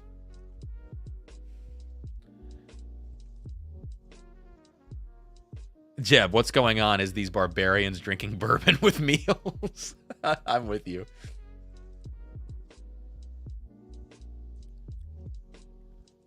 I honestly think the more water I put in this Pursuit, the better it gets. So that's a wrap for that. You know, is that a recommend for me? Not really. It's kind of right in the middle. $75. It's I wouldn't really snag another one of these at $75. It's not bad whiskey by any means. It's just not, you know, maybe it's just me on that one. Will. Scott, first time watching, sitting here with Scott Raper. I got to win a bottle. Nice, man. All right. Before my palate gets, it's really not fatigued at all right now, which is great, but I want to get into something that's pretty special. And you know what? Let's do one more thing before that. Let's do the dark arts now. Let's write the tasting notes. And I got to take notes on my phone while we do this. I'll get to the super chats here in just a second. I think a couple more have come in, but I want to pull up this note. I've already taken nosing notes on the dark arts, and I only have half an ounce left, so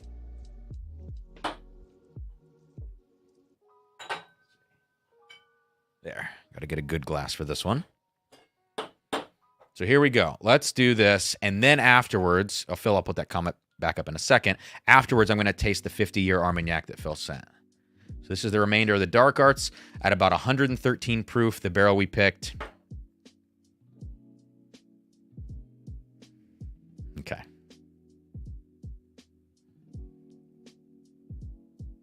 All right, cool.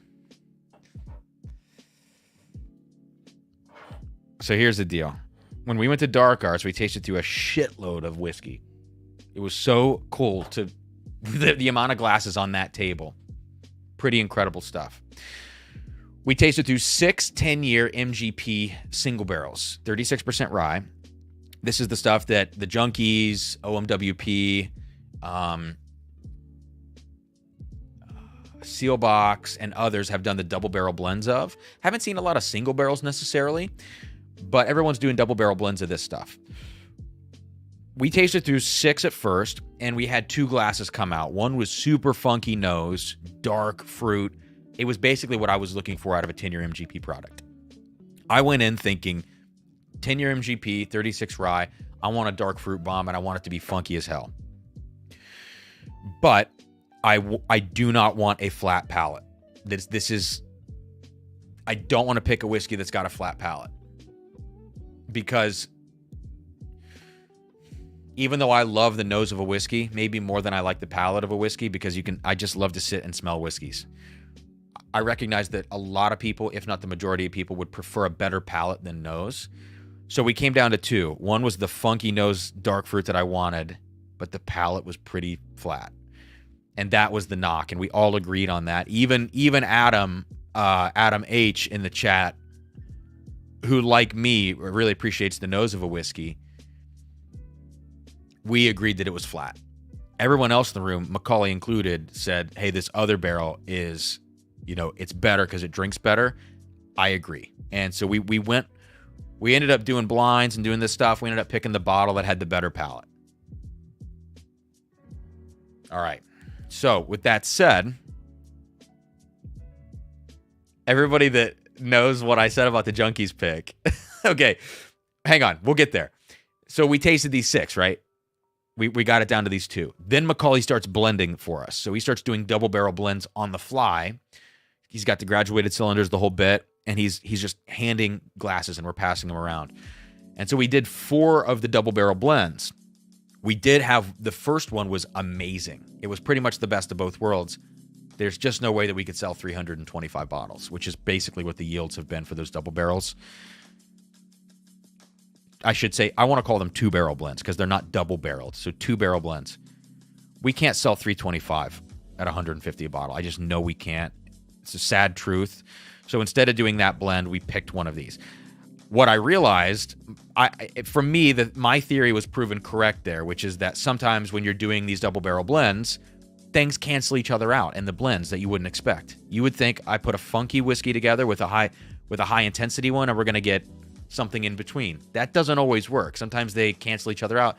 And I said, my comment about the Junkies thing was it feels like we blended 2 barrels that canceled each other out on the mid palate. And people have, I've never heard the end of that. And that's okay. So the shit that I gave the Junkies pick, which, Dan and I talked about, I just think it misses the mid palate. I think the flavors in it are fantastic. It's so dark fruit, so good. It just misses the mid palate. So the one that we picked, because we went with the palate as opposed to the nose, because we had to make that decision. Ours is essentially the polar opposite of the Bourbon Junkies. And that I love, because I think anybody that buys our pick will then be able to compare it to the Junkies. And, you know, I don't care who wins that battle. Kinda. I kinda don't care. I kinda do care.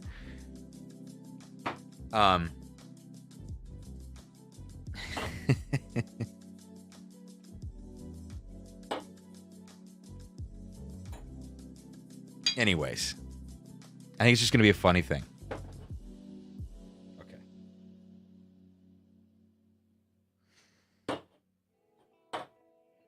Right.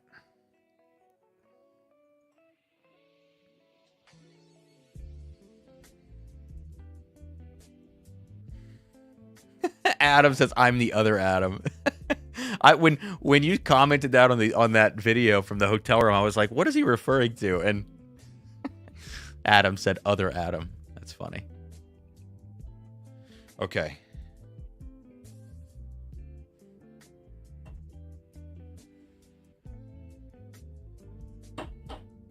So on the nose, we're gonna do our pick first, and I have the notes on the nose, and so I'm gonna say, you know, scene, and this is gonna get clipped and used later, not as like a official video or anything, but just as a tasting note video. So, all right, so starting right now, this is the tasting note video for the Dark Arts pick that we did, 10-year, 36% rye MGP bourbon, 113-ish proof.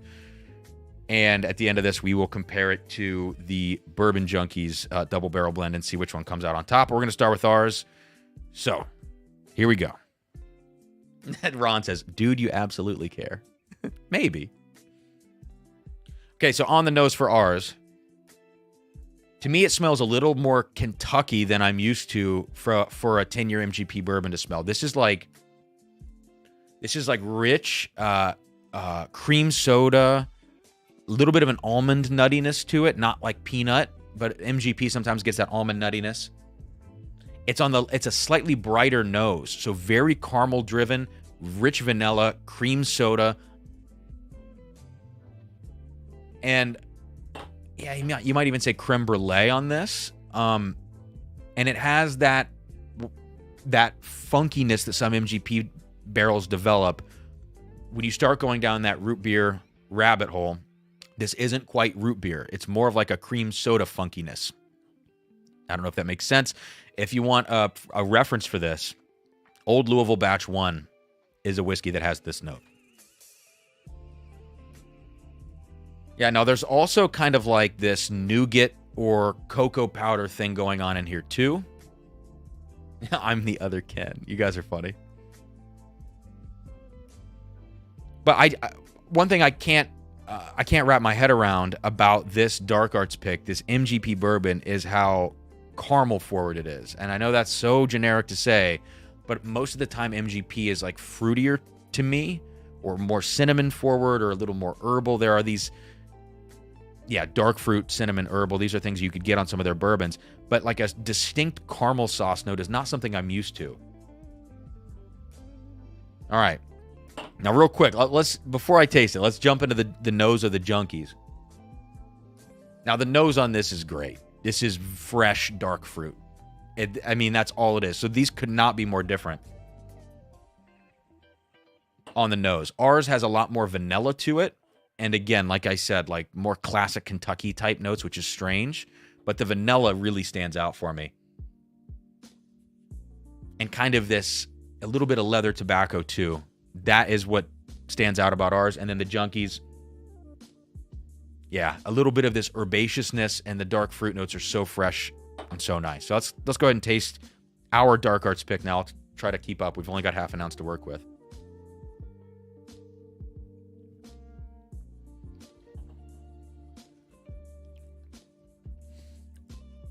Wow. Yeah. The palate is very tobacco and leather. Tobacco, leather, like this cola cream soda thing. It's a little bit more funky on the palate than it was on the nose. Such an interesting whiskey. Maybe, and it drinks way, way, way over its proof. Like, this is supposed to only be 113, and it's super developmental, explosive, ramps up on the palate.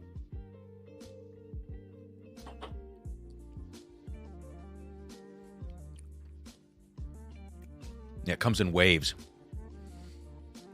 So, palate drinks very intensely for its proof. Sweet and funky, cream soda, tobacco, leather, some effervescence, big spice notes. The drinking experience on this is something that people are really going to enjoy, and that's why we picked it. I mean, this has a very stellar development to the palate. In the finish, more leather, more funky cream soda is what's hanging on for me. So I will go back and do another sip of that, but now let's sip the Junkies one. Look, the nose of the Junkies is very good. It's very, very good. It's more what I think of when I think dark fruits on an MGP bourbon of this age.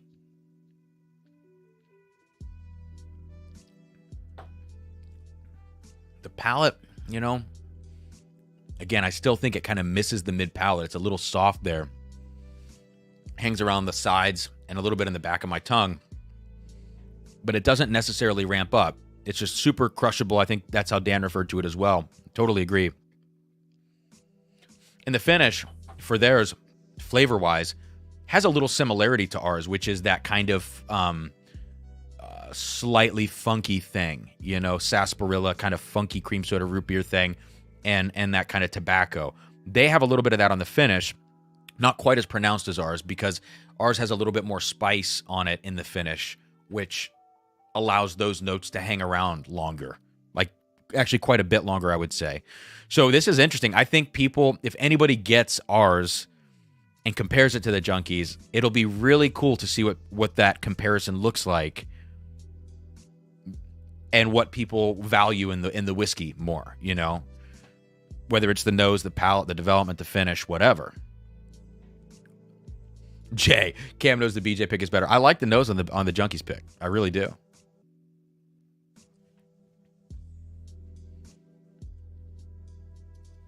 All right, let's go back to ours. Ours gets better with air, I think. As it sits out, like, it sweetens up. It gets even more strangely funky. And I think what I'm finding with what we're picking right now, as far as the River Roots goes and this Dark Arts pick, is that we've gravitated towards really old, funky tasting whiskeys. Like, the River Roots has a lot of that.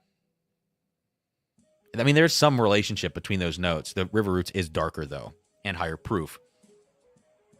But there's some relationship to this, absolutely. All right.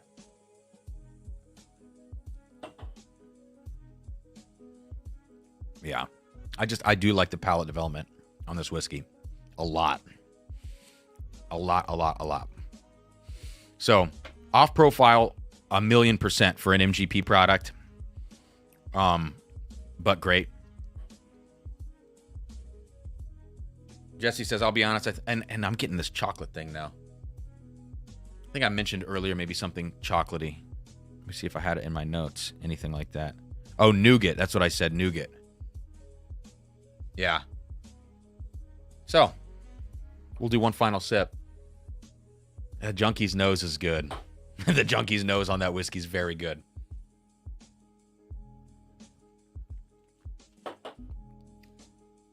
And that's the last sip. That's all I got. Wow. There's a coffee bean thing that sits on the middle of the tongue. Nougat coffee bean.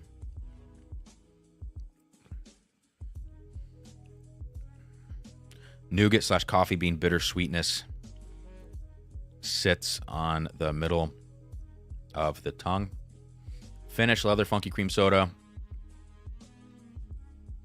tobacco, and a lingering spice. Let's go lingering spice on that. So there you go. We got the tasting notes done. That's going to be coming next month. If anybody's interested, whether you're watching this live now on the Patreon later, or if I post this publicly later as well to kind of get the notes out about this pick. Good stuff. Off profile for sure, and kind of a wild ride. All right. So, Will, I'm going to cut that into a video, so I wasn't getting too much into the chat there. So we're good. What'd you say? I'm the great Cornholio. Do you have... Oh, God, Will. Why am I not reading your chats? Maybe that's why. Maybe you saying crazy shit like that. Oh, is Matt and Toshi talking about the Gaethje knockout?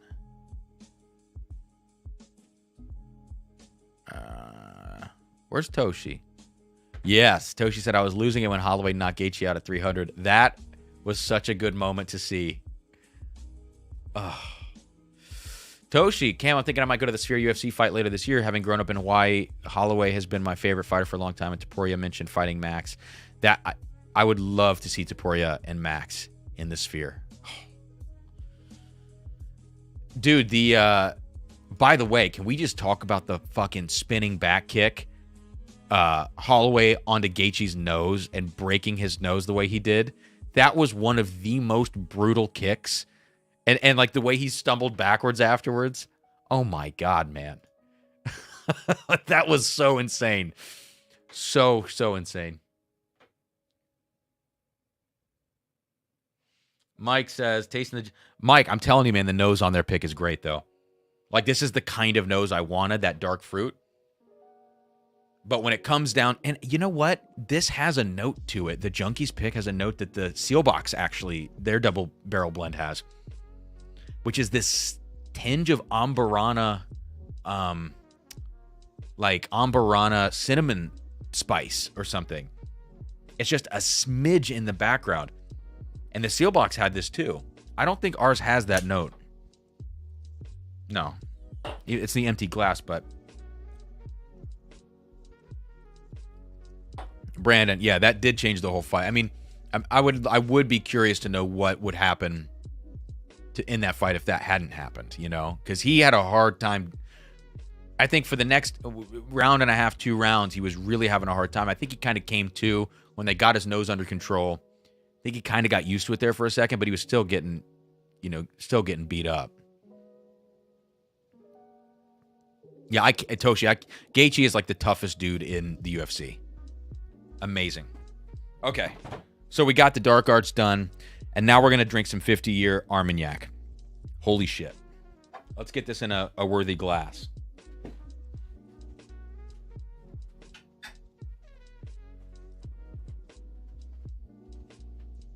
Okay, Phil, if you're still here, man, we're going to go Bennuaine glass for this.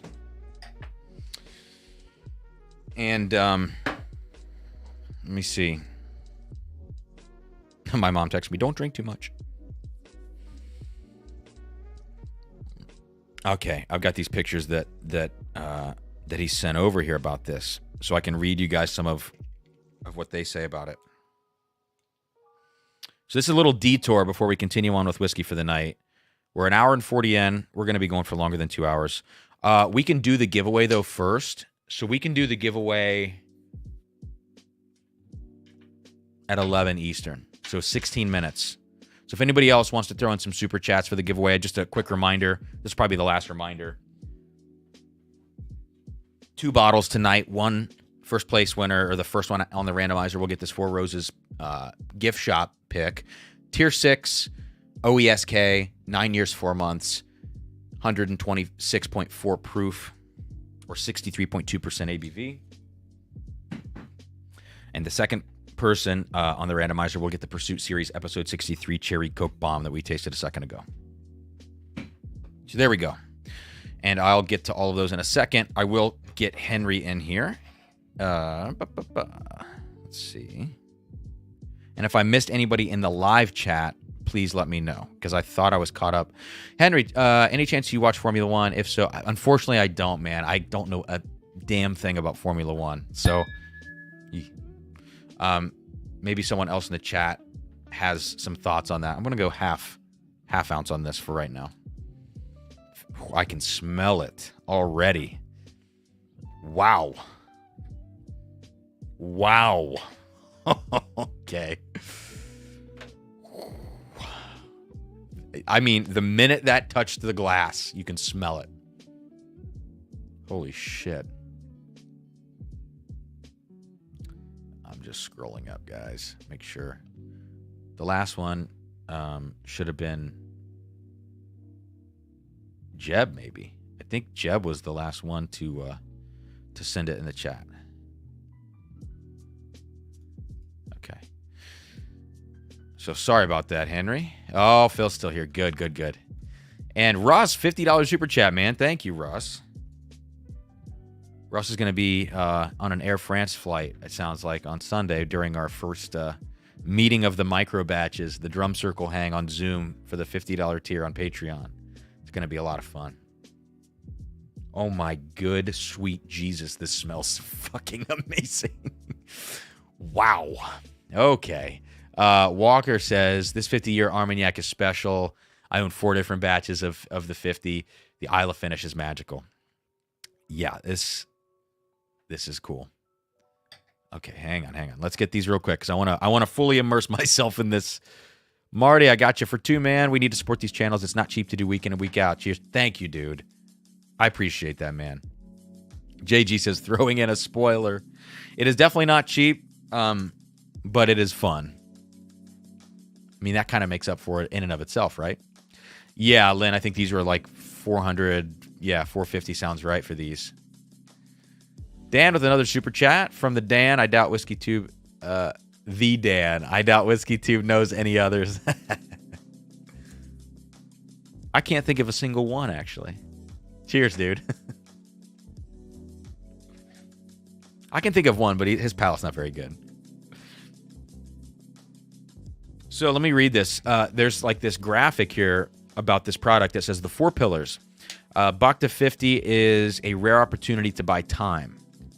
50 years old at its youngest, 152 at its oldest. I mean, who knows how much of that's actually in there, but an average age well over 50, only 38 barrels released, a liquid whose existence is miraculous.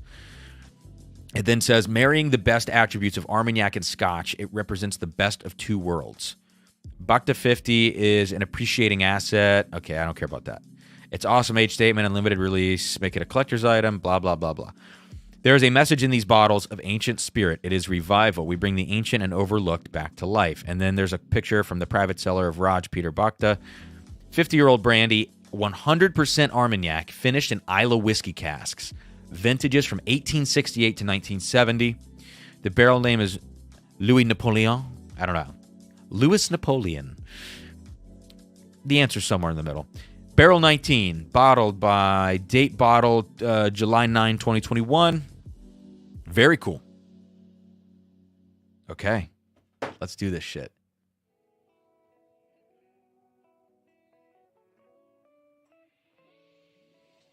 Oh, jeez Louise. How do you describe this, man? Okay, let me think about what to say about this.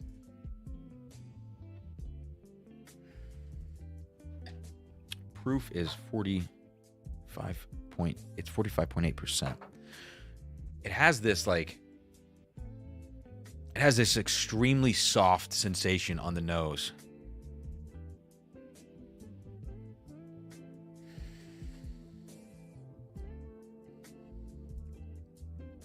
It's like some kind of like plummy syrup, you know, that brandy thing, that plummy syrup, grapey note. Sure. There's this tinge in the background of a almost mossy, almost earthy mossiness with like a sour green apple. There's like this little sourness in the background of like a sour green apple candy, almost a sour watermelon candy. I always go to Jolly Ranchers on that. That wouldn't be.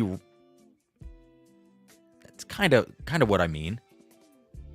It's in the background, so there's this like soft, rich, sweet, dark fruit sensation on the front,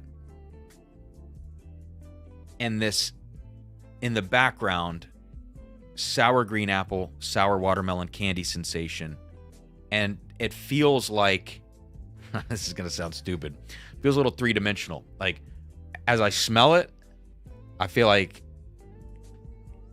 I'm like putting my hand into something. This is the dumbest shit I've ever said in my life. You know, it's like you're putting your hand through some kind of portal or some shit, and the first thing that you're grabbing onto is this like soft velvety thing, and then you work your way back. It's like, I'm just saying, it feels like there's dimension to it. I'm gonna shut the hell up.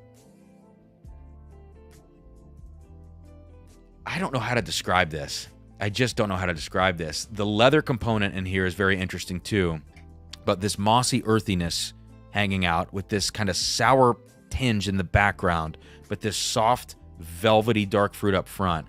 All these layers are so interesting. Land the plane with... Land the plane. I love that, Phil. So, as I was, staring into the night sky, I thought about this Armagnac. But yeah, like, what I mean is, I imagine myself, like, putting my hand through some sort of alien, like, goo, you know? It's like, there's some kind of dimension to this, is what I'm saying.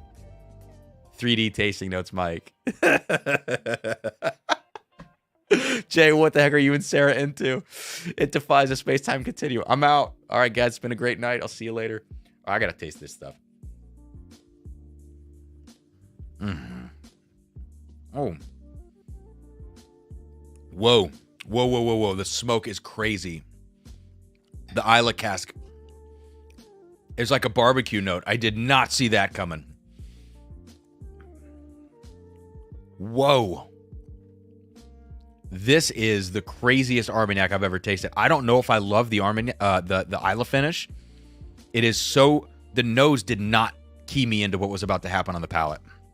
The nose was three-dimensional shapes and fucking alien portals and shit. And now the palate is barbecue. Whoa. Even now I go back to the nose and I get no resemblance of this barbecue smoke. Wow. Nose refined, says Randy. Like, it's just the way that the layers play out on the nose is what's interesting to me. That's all I'm saying. Palate Lay's potato chips. Can't microdose. It sounds like more like a macrodose. Weird. I did not see this coming.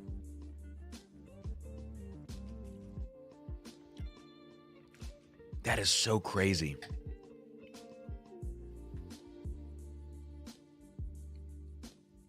What is this note on the palate? Saying barbecue is not enough. There's like a grilled pineapple thing for sure. But there's also a little bit of a not chemical. Chemical's not the right word. There's a note that I cannot place that reminds me. Oh, maybe it's like an iodine note. It almost is like that Isla iodine thing that you might get on a Lafroig. Yeah. I'm still flabbergasted at how the nose does not at all smell smoky to me. Mesquite is a good one, Timmy. Yeah.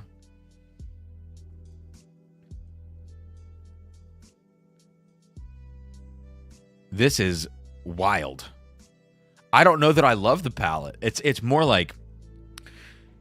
The palate is more like an intellectual exercise for me, you know? Especially, I would say, especially an intellectual exercise in either blending or cask finishing or some combination of the two, that you can get a nose like this and get a palate that are completely this far removed on this one note, this one smoky note. Because the nose, to me, legitimately smells like old Bernheim. It has remnants of that kind of a bourbon, actually. And the palate is, kind of Lafroig-y. How crazy. Wow. Phil, what do you think about this, man? What an interesting pour. Thank you for sharing this. I have to have Sarah try this because it's going to be funny to say, smell this, tell me what you get, and now taste it. I cannot wait for her reaction. Jay says, is there brine? Huh, I don't know.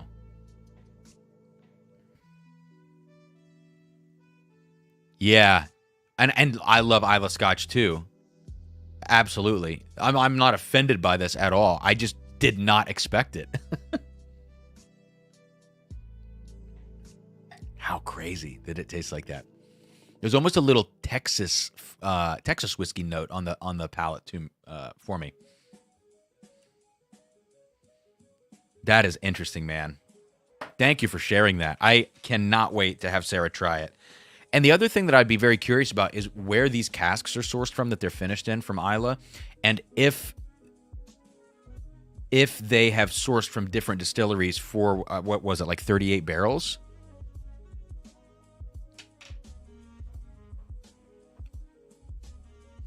Huh. All right, I'm going to need to, like, recover my palate here for a second. I got to just drink something that's not smoky.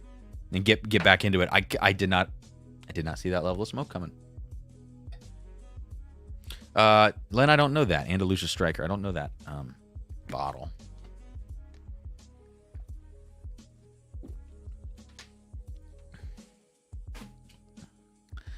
Wow. What a crazy pour. That, you know what? The last time I had, I feel like a crazy reaction to something like that was another Bacta product, which is the one that Have Jeep Will Whiskey sent, which is the one that is a blend of rye whiskey and Armagnac and maybe some other things. It's another one that completely threw me off in a much different way, but their products are so unique. Very good. All right. Let's keep it moving. That is crazy. So yeah, 2 minutes on the giveaway. I won't get into anything else before this giveaway. We'll kind of get that done first, and then I've got some other stuff here still to taste. I got to taste Porter's Blend. The Peerless is probably going to wait. I have a bottle that I wanted to taste here very quickly because I saw this in the store today for, let's see what I paid. $60. And this is cast strength MGP at 7 years old for $60. It's really not a bad price on this. And it is a single barrel proof, 115 proof. Yeah, non-chill filtered. And it's somebody sourcing whiskey in Ohio. I saw it, caught my eye, and I thought, you know what, let's try it and let's see if there's anything unique about the MGP they're sourcing. At the very least, it's a good price for a 7-year MGP cast strength single barrel. For an entry-level brand, you know, or not entry, but a newer brand to market. I think these guys are fairly new. I guess that could be wrong, but we'll see. Brett is drinking the Junkies Dark Arts now. Yeah, that's what it was. It was the 1928 rye with Armagnac and cognac. What a cool bottle. Devin, I've not tried the OCD number 5, and I've been very curious. I almost said very. I've been very curious about the premium number 5. I jumped on their email list and I keep seeing them say, like, it's not ready yet. I want to try the OCD premium. Jesse, dude, the Beastmaster's Armagnac. I know. I know. I just read it. The proof looked good. The description sounded good. The color looked good. Like everything. It's expensive, but it's 40-year Armagnac. It's just like, okay, let's do it. Why not? Ooh, Sean Holtgrave with the nerdiness. It's not quite, you know, alien portals and shit, but a brine is actually a sugar salt solution. I see brine as a sweet salt as opposed to a sea salt. Pushing up my glasses. Actually, that's funny. Mike got it too. You guys are gonna have to have a little. We're gonna have to have a little Zoom meeting and taste that together. Yeah, Copperwolf said all the gold is. Yeah, the band on this. I was like, okay, that, you know, that label caught my eye on the shelf. I mean, they did what it needed to do. What's up, Avery? Waiting on the River Roots pick till Tuesday. Oh man, I think, you know, I think you'll dig it. So, this was the Dark Arts glass. So, throw this in here. Giveaway is going to be cut off now, and I'll catch all the Venmo super chats that are remaining. Make sure I remember which glass that's in. Yeah, we still got a couple more Venmos here. Very cool.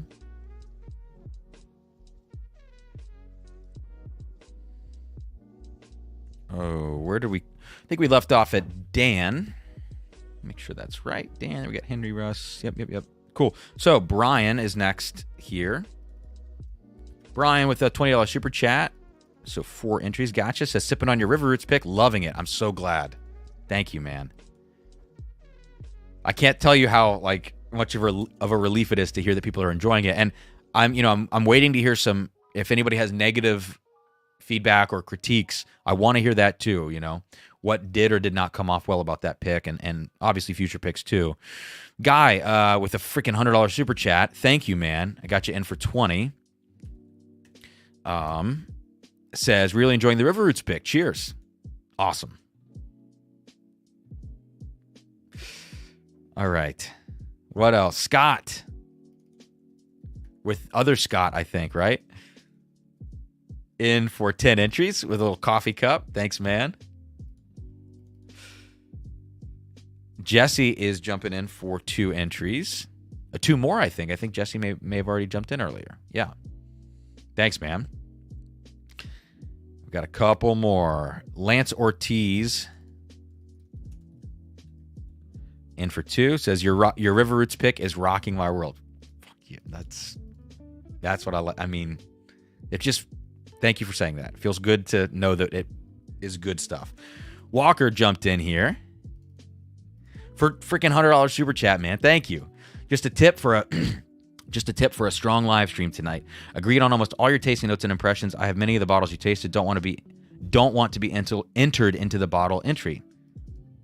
Well, thank you, man. That's very generous of you. Appreciate that. And finally, I'm going to say cheers to all of you guys and have a sip of the River Roots pick myself once we get through these. Andrew Parrott, 3 entries, giveaway. And I think the last one, let me confirm in the chat. Oh, I think I missed Whiskey Weather. I'm so sorry, Whiskey Weather. Whiskey Weather in for 1 said about 15 minutes ago, oh, I'm so sorry. Cheers, dude. Enjoy your stuff. And Ruja tells me you're right up the road from me. Where are you at? Where are you at? And I think we ended up, yes, we got Dan. Good. So the last one is going to be Brett. And Brett is in for 2 entries. Thanks, man. Okay. Wow. We had a lot of freaking super chats tonight, actually. I cannot believe that. Thank you, guys. Cheers. We're going to run the giveaway here, and then we're going to do a couple more tastings, and then we're going to call it a night. All right. Oh, Brett has a super sticker cam for 10. A super stick. Is that what this is right here?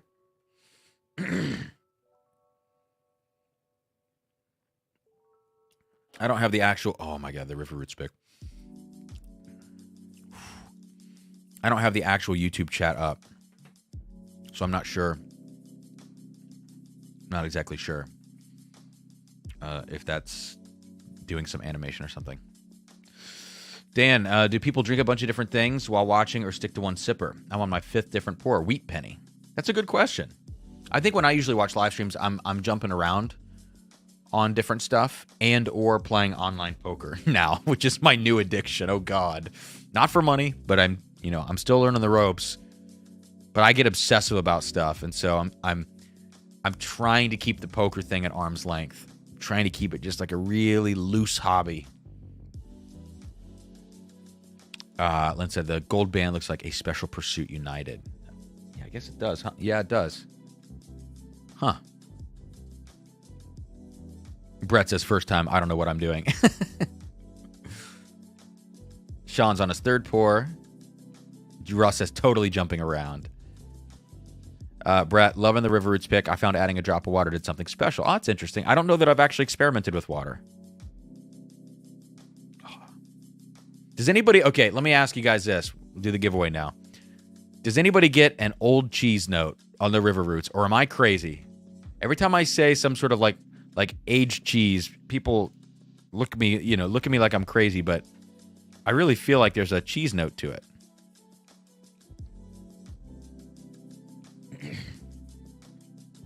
All right. So it's time to screen share. I'm going to get the dimensions set so you guys can check my work. Okay. Mr. Zitra, which cheese? I don't know. God. I don't know all my cheese aromas necessarily. But fair question. Pretty much the fairest question. In that case. Nacho cheese. Speaking of nachos, aged Gouda. Yeah, I can dig it. Yeah. I mean, it is kind of Gouda. Yeah. That's the one I always go to. I always go to aged Gouda. My bottles haven't arrived and I'm in no rush, but I love some funky aged cheese. I know I'm going to love this pick. Oh, Mike. Oh, man. Check Blue Gruyere from Sean. What the hell is that? Famunda? I don't know that one. I love Roquefort. Oh, give me some of that. I love stinky cheese, though. This is not stinky cheese. This is like, let's go with aged Gouda. Just like Jesse said. Lynn, what I want to do, I think I'd like to do maybe a Zoom with everybody on the Patreon and do that. Not just a live stream where I'm on, but everybody's on Zoom and we're just tasting it together. I think we should do that. Not just the $50 guys. Mac and cheese.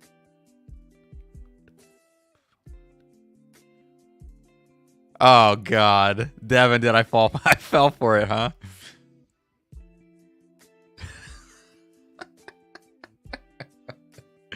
I give up. I fucking give up.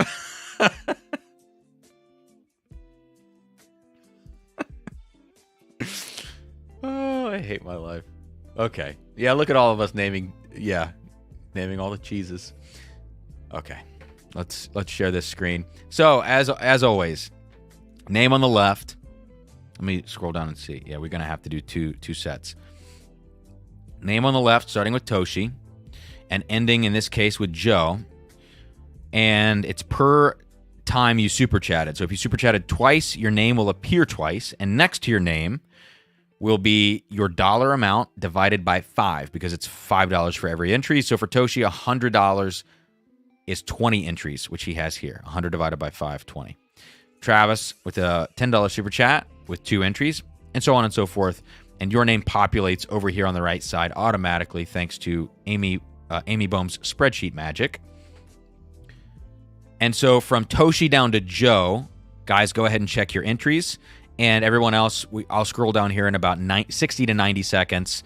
Speak now or forever hold your peace. If your entries look incorrect or it looks like I'm missing something, let me know. We'll obviously check the bottom half of this spreadsheet as well, past Joe.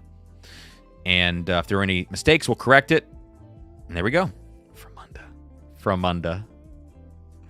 I hate you guys. I hate you, Chris. I hate you, Chris. Oh, God. Sean, I love...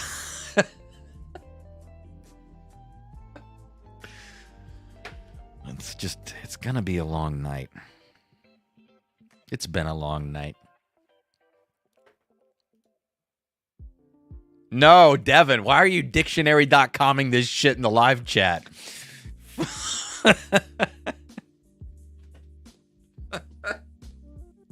Why? Russ, I haven't seen last week's SNL. Frankly, I don't. SNL kind of sucks these days, I feel like, but even so, I do tune in and watch it, even when it's painful. I hate you guys so much. All right, speak now or forever hold your peace. From Toshi to Joe. You got like 15 seconds left.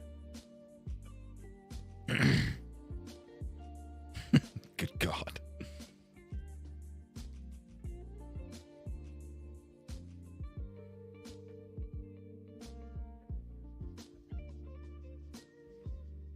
All right, looks like we're good. So I'm going to scroll down now. So from Joe, well, let's see. This is the next half would be from Joe down to Brett. Go ahead and check yourself, guys. And then you can see I left Walker's $100 super chat. I left him blank here.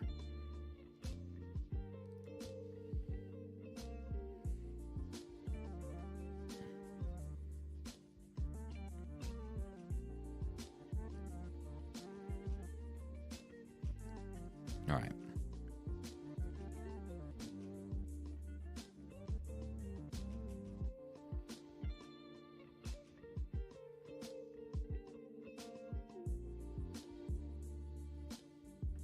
Marty, Cam, I am 500 short. Marty, I'm also pretty short. Sean, I haven't laughed that hard in a long time. I mean, I just ripped it, man. I ripped the Band-Aid off. I did not think before I spoke on that one.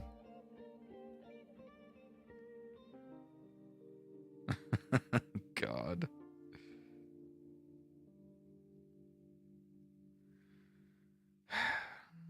All right, we good? Let's see. 10% off the top, Kim. Okay, we're going to do this now, guys. Sorry, I'm trying to take care of something on my phone here. Taking too long. There we go. And we're good. All right, here we go. I'm going to copy this on the right from Toshi all the way down to Brett. That's a lot of entries. Holy shit. And we're going to go random.org. Paste it in here. You can see. And we're going to spin this 7 times. Top 2 winners. First, Four Roses. Second, Pursuit. 1, 2, 3, 4, 5, 6. Here comes 7. Boom. There we go. Andrew Parrott with the Four Roses and Travis with the Pursuit. There we go, guys. So let me write this down. Travis, I got your contact, man. But Andrew, I'm not entirely sure if I have your contact information, so please email me, drumsanddrams@gmail.com, and just shoot me your address. There it is on the screen. Congrats, guys. Hell yeah. Travis, that's awesome, man. You got that Pursuit. Andrew, get the Four Roses. Nice. So I'll write this down in the notes on my phone quickly.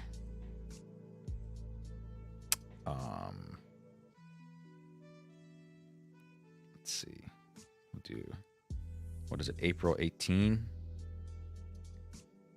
Travis Pursuit. Andrew Parrott is going to get the Four Roses. Okay, great. Congrats. Anders is emailing you now. Awesome, man. We still got a couple more things to taste.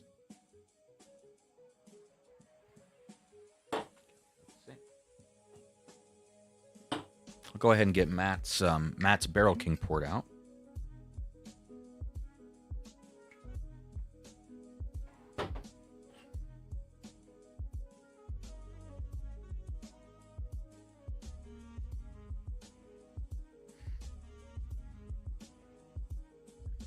Nice. Okay. Copper Wolf, so close yet so far. Guys, hey, so thank you so much coming back after this long off for a live stream, for all the support, for being here. For the super chats are insane. Absolutely insane. Like, the channel is at a point where I'm actually able to afford to do the channel because of the channel, which is crazy to me, you know? Like, the ability to walk into a store, like today before a live stream, and pick up several bottles to taste on the stream, to try to give people quick impressions, hopefully to do some review videos of some of them, you know, coming up. To actually be able to support the channel with the channel is a very cool step. Not only, you know, here with live streams and super chats and stuff, which again, I don't want to bleed the feed. I think maybe 2 giveaways a month is a nice place to land. I don't want to overdo that. But then the Patreon now, because we've expanded the Patreon tiers, shameless plug for the Patreon, 5, 10, 25, and 50. We've expanded the tiers. The support there has increased incredibly. It's just been crazy. So thank you. from the bottom of my heart. This is it's been a very cool last month or so, last 6 weeks of just seeing things incrementally increase. Of course, my commitment incrementally decreased over the last few weeks as things got busy, and now we're back at it. So yeah, Jay, Sarah must be watching. That's funny. So, hey, let's check out now this. It's called AM Scott's. AM Scott's Bourbon Whiskey Founders Select. This is that 7-year MGP single barrel cask strength. And I have to imagine this is the 21% rye. So on the nose, you can definitely smell that it's MGP. It's got that kind of bright buttercream MGP note that you get from something of this age. It's super cinnamon forward. Unusually sweet, actually, for a 7-year MGP 21% rye. This is significantly sweeter than I would have expected. I don't know if it's in a good or a bad way. It just kind of is what it is. I have no complaints with it. Usually I feel like this is just a little bit of a darker profile on something like this, but for some reason this one is on that lighter, brighter, sweeter side of things. I would consider this to be a very clean expression or clean representation of 7-year MGP. So let's taste it. 115 proof. Great palate. A little bitter, spicy. Not quite as sweet on the palate as the nose was. It turns sweet in the finish.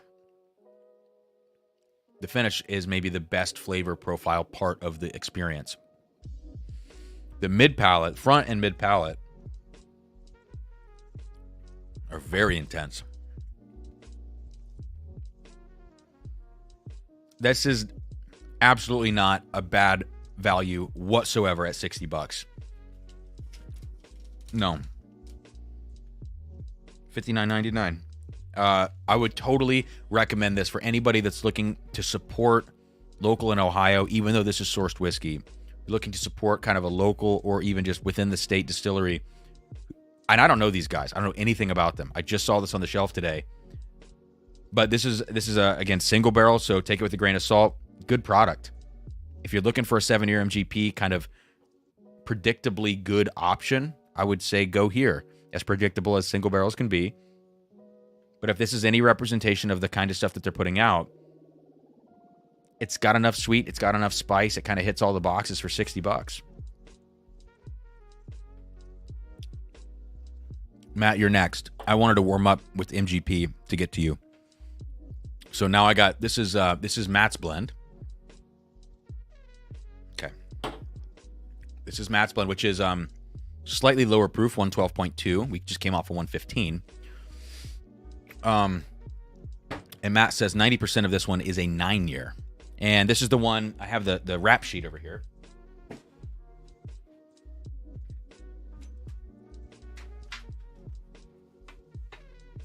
All right. So this is all the information. You guys have probably seen this card before. I think maybe in the Junkies video.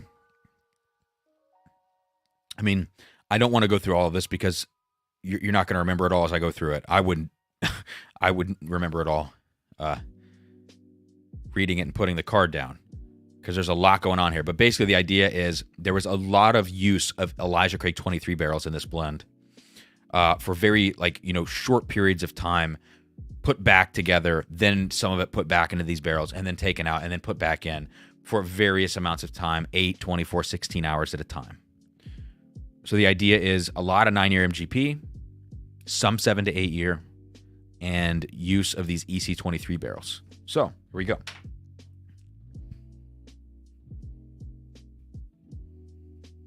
So for this age, hang on, how do I want to start this? Number one, I'm coming off of a 7-year MGP, right? 21 rye. That now, as I go back to it, almost give me this kind of lemony profile to it with that sweetness. But it's bright, definitely sweet on the nose for that 7-year MGP.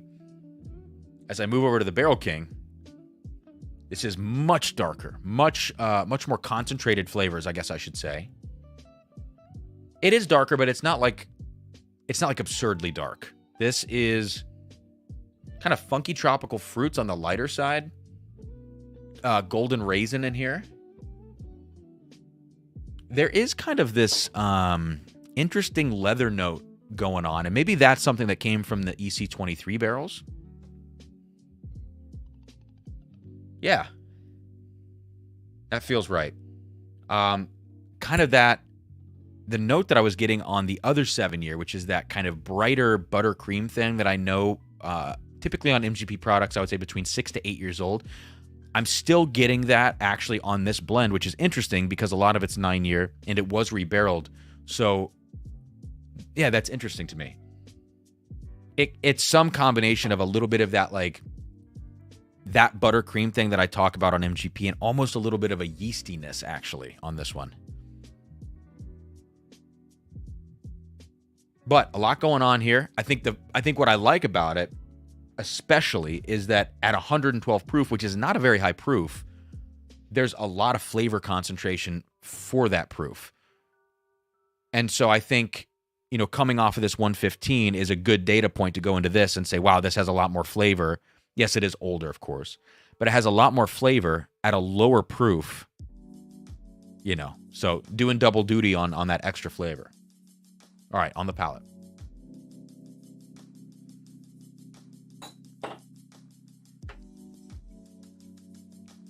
Yeah. Very spicy still, even with the little rebarreling that went on.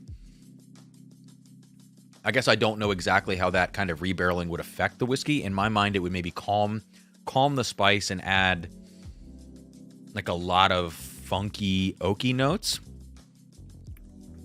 This maybe didn't do too much of that, actually. Like, it still retains a lot of spiciness. And there is kind of that leather note that I talked about earlier, but I don't think by any means this is like overly oaked or funky or anything from those barrels. So I would be so curious to know what it would be like to put whiskey in these EC23 barrels and let it sit for like weeks and just see how much it could take. I think that'd be an interesting experiment. Sean, I was spitting earlier in the stream, but now I'm taking very small sips. Remember, we call this selective spitting. It's kind of like Fremunda.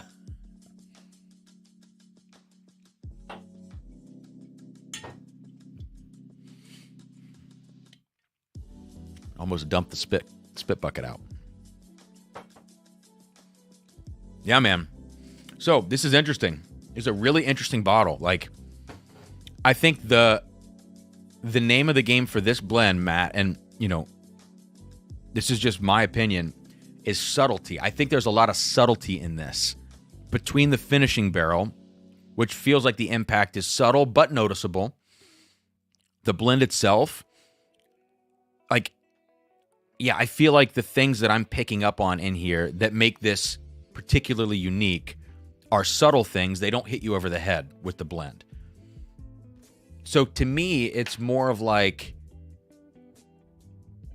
it's really, really good MGP bourbon that I think is going to satisfy maybe like the whiskey nerds who want to sit and think about the blend and the finishing barrels and parse out the effect that those things had on this blend, knowing already what 7, 8, and 9-year MGP should taste like. That's kind of where I'm coming from on this.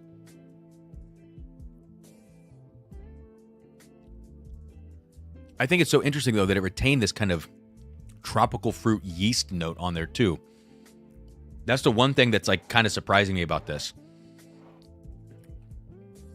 I think even Jared said so when we were texting about it. Like, I think he was even surprised at that note. That's a great question, Jesse. How do you think your preferences for Matt differ from Jared's? Yeah, I'm curious, because I haven't tasted... like, I would need more data points on both sides of that to really understand.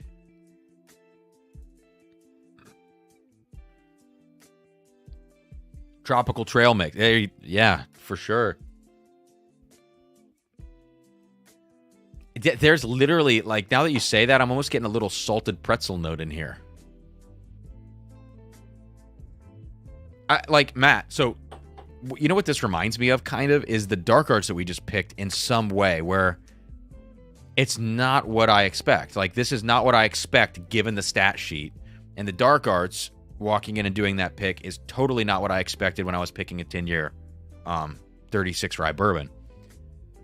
So that's kind of interesting. And I think flavor profile-wise, there's kind of a relationship between them as well.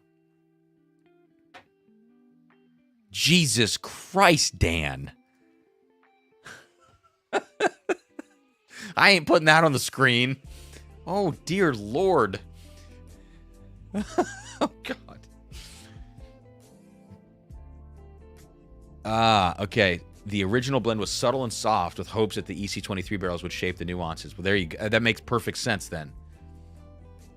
Cool, man. Very, very cool. Yeah. I can't wait to, see what else you're doing there, dude. Your next blend. Jeez Louise, where are we at? I got to do a quick Tom's Foolery tasting. This is another Ohio brand. Because I had it in the thumbnail, so I want to do it. We'll make this very quick. Get a little water in the system. We still got 98 in here, which is amazing. 2.5 hours into a stream. Thank you for being here, guys. All right, let's clear these.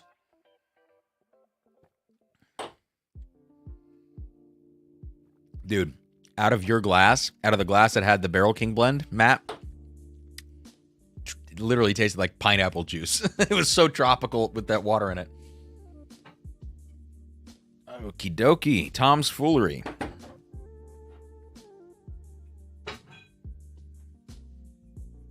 Now, I bought these bottles today. I've seen Tom's Foolery at stores in Ohio for years. I knew they were from up north, I want to say. Yeah, Chagrin Falls. Cleveland. And I think I've heard Fred Minnick actually talk about people sourcing from Tom's Foolery, if I'm not mistaken, and saying that they do good stuff. What I was surprised to find today when I was looking at these bottles, which I always love bottles. I don't love this design necessarily in the wax. I don't love that, but I love bottles that you can really see through the bottle and see the liquid, and they're not covered fully by a label. Like the River Roots has a giant label on it, but I also love the custom label artwork. So, you win some, you lose some. I selfishly love the way that label turned out. But I do love bottles like this. And when I looked at the back of these bottles today, this is a bottled and bond bourbon, 100 proof. This is over 10 years old. And it's a craft distillery that distills their own stuff. 10 years old.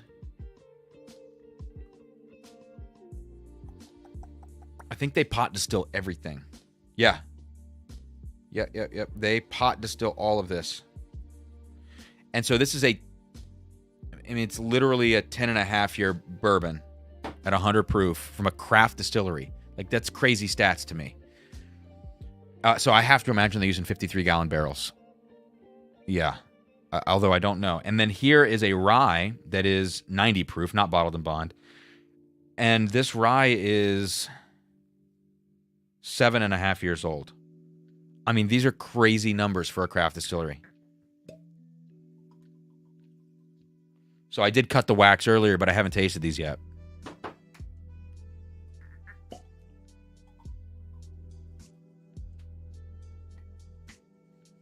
Sean, oh yeah, good question. Prices, I mean, holy shit. The bourbon, a 10.5-year bottled and bond, is $48. And the rye at 7.5 is $45, 90 proof. I mean, you literally cannot beat that. So, let's go bourbon. Color, yeah, solid. All right. So, I mean, it smells like a craft whiskey. Smells like pot distilled craft whiskey for sure.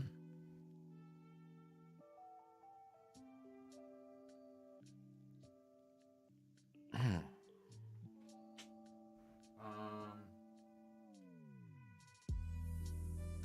trying to see if I have any other pot distilled craft in this room. don't think I do. I would be so curious because this flavor profile, it has the typical farmy, crafty note that you get on most pot distilled craft whiskey. But because I think this is so old on the nose, you do get a little of that like malted milk ball, lemon meringue, farmy, earthy thing. But it's so round and integrated with itself. I think usually you get this note and it's between 2 and 4 years old. And so not only do you get those notes that are kind of, not what anybody expects after drinking Kentucky bourbon, but you also get them delivered to you on the nose and on the palate in like this super sharp young way, which is just a double whammy. This has no sharpness on the nose at 100 proof. Like the chocolate notes are humongous, like kind of almost like a chocolate malt note. So while this did take my nose a second to get used to it, I'm somebody, as I look back to my Hidden Barn video that people I still get comments on that, which cracks me up. As I look back to the Hidden Barn video, I like craft whiskey profiles. Not all the time. I'm not drinking them all the time. They're not in this room. But there are certain situations where, especially outdoors, if I'm outdoors, I like to drink craft whiskey with kind of the farmier notes because it matches the environment I'm in. If you haven't tried that, I would encourage you to. If you're somebody that hates on craft whiskey or maybe like has at least an understanding or somewhat appreciation of it, even if you don't reach for it, try it outside.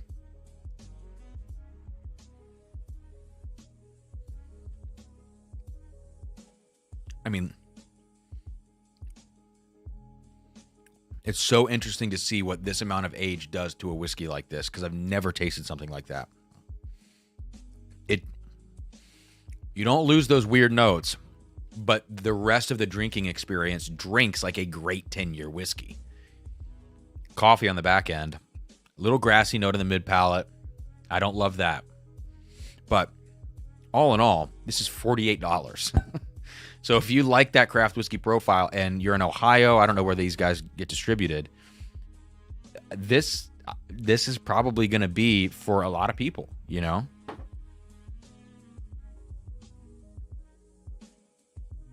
Yeah, Jesse, this is freaking 10 years old, man. I cannot. When I turned the label over, I saw bottled and bond. I'm like, okay, 4-year craft whiskey. I was going to pass. And it says on the back, distilled July of 13, bottled November of 23. That is crazy.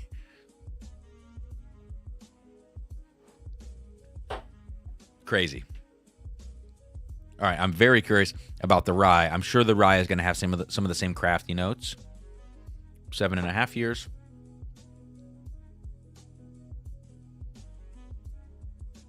So, Lynn, are you okay with like that craft whiskey profile then? Yeah, I don't know where they're distributed. Brett, now I'm super jealous.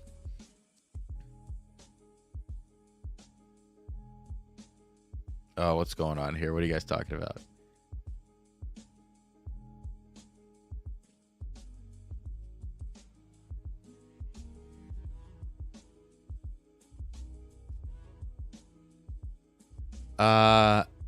I'm just reading. Okay, Walker says, is this the 9-year lost land? No, so Walker, this is just like their standard stuff. And what did you say? No, it's not. I don't know what you were referring to on the no, it's not thing. Interesting. I own their 9-year that was just released by Lost Lantern. It's a B-, nearly good. Fine pour. Maybe it'll get slightly better with some time. What were you saying, Walker, to no, it's not?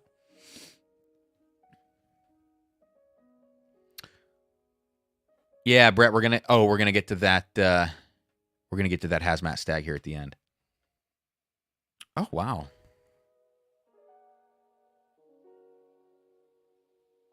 So that bourbon is definitely more of that chocolate malt thing.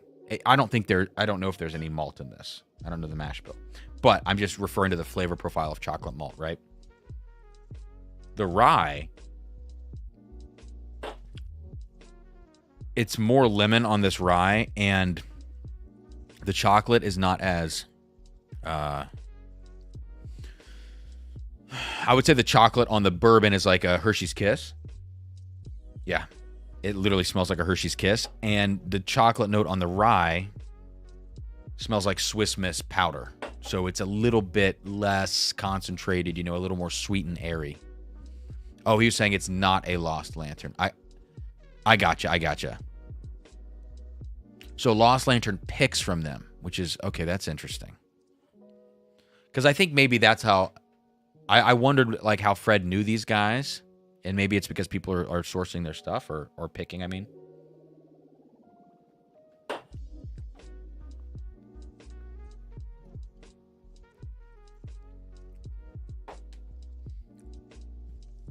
Rye's good. I mean, for what these are, as craft whiskeys, with this age on them and the roundness of both of their profiles,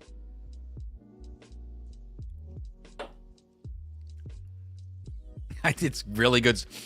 Look, this might not be something I reach for all the time, but at $48 and $45, if you're into this profile, these are whiskeys that you probably got to try. I just think that's probably the case. It'd be hard for me to do a review video of these, just because, yeah, I don't know. It's interesting to talk about it when I'm like, I don't love it, but I think you might love it if you're into this profile. Maybe I could do a review of these sometime. But anyways, this was good enough for now.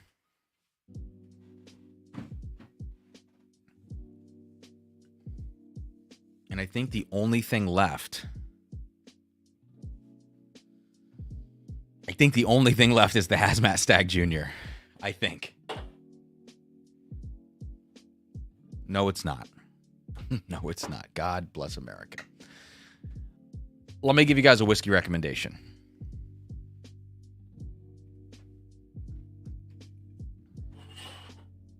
We're just going. We're going.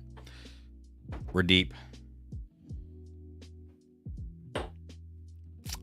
Will says he got a wheat whiskey. I bet the wheat whiskey is pretty funky. Wheat whiskeys tend to really latch onto those craft notes.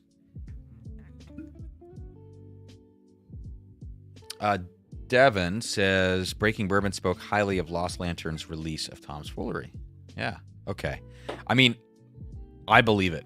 At that age, it's so unusual to taste craft at that age. Yeah, we'll probably go to midnight, Jesse, and then we'll call it. So about a 3-hour stream. That's okay. Excuse me. Scott. Cam, I got pulled away but did not see my entries. Oh, no. Scott, where did you make your entries at, man? Venmo, PayPal, or in the live chat? I'll just roll you over into the next giveaway if that's okay. It's just nowadays with the amount of entries we get, it's easier if there is a mistake to do it that way.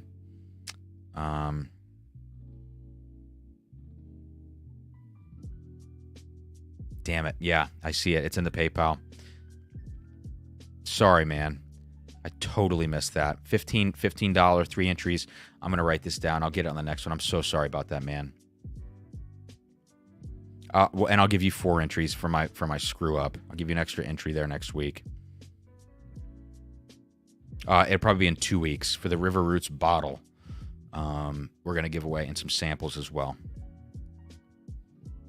I'm so sorry, dude. God, that's my bad. I should have...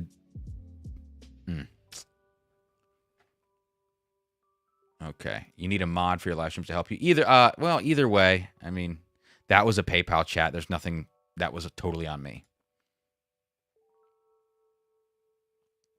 So, yes. Thank you, Scott. I hope that's okay, man. All right. So, last things before this Stagg Hazmat pick. I mentioned these at the beginning of the stream. I had never heard of High and Wicked. I had the lowest of expectations because a lot of these brands that you don't hear of, they come out with these $80 bottles or so of like young sourced stuff, undisclosed distilleries, generally low proof, and it's like, you know, what are we doing here? What are you doing here? Always feels like a cash grab. So Blue Note sends me that stuff. I like that rye. The base is fine, and the Crossroads not for me. And then this High and Wicked shows up the same day. And this one was interesting when I pulled this out and saw the color, and I'm like, what's going on here? This is a single grain Irish whiskey at 100 proof, finished in 4 square barrels. I don't want to taste this right now because I've had so much whiskey. It's just, it's going to hurt my belly because I just don't like rum. And this is a rum finish. And it really smells like rum. So put that away. But what they did send me on the American whiskey side of things is this Kentucky Straight Rye cask strength. It is stated at 5 years old. Cask strength in this case is about 124 proof. 91% rye, 9% malt. And here's the kicker. Distilled at New Riff. So these guys have sourced 5-year New Riff rye, but the cask strength on this stuff is much higher than I think. At least I feel like I'd see New Riff rye at like 106, 110, like around that proof. This is 124. So they sent this.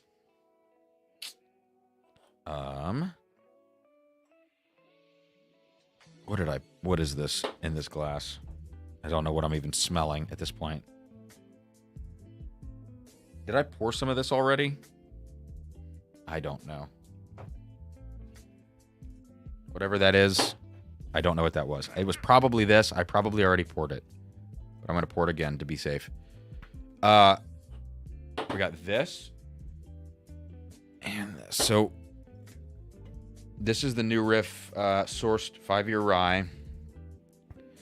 And then on this side, we have their bourbon. And this is Kentucky Straight Bourbon. Aged 5 years, it says. 104 proof, so not cask strength. The mash bill. 51 corn, 39 rye, 10 malted barley. And that feels to me like it could be an MGP mash bill, but it's not because it says Kentucky Straight.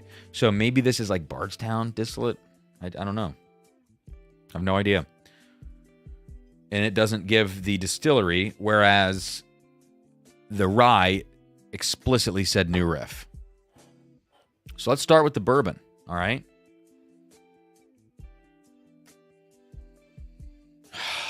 And this is what shocked the shit out of me the other night when I was sipping this just randomly on the couch. I'm like, you know what? Let me pull out that bottle they sent and see what's going on with this. This smells like fresh maraschino cherries to an uncomfortable degree. It is perhaps one of the most cherry-forward whiskeys I've ever had, aside from the 13th Colony Whiskey Row Pick, which is crazy cherries. And, you know, like sometimes you can get a Green River that has a really intense fruit note to it, but those are typically a little darker. They're not quite maraschino cherry. It's usually more grapey. The nose of this is so fresh fruit and sweet smelling with zero trace of ethanol.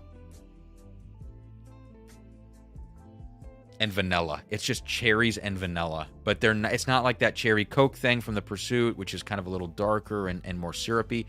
This is fresh cherry. It's like fresh cherries and Cool Whip. Cool Whip. It smells amazing. 104 proof. $80. Not cheap for 5-year.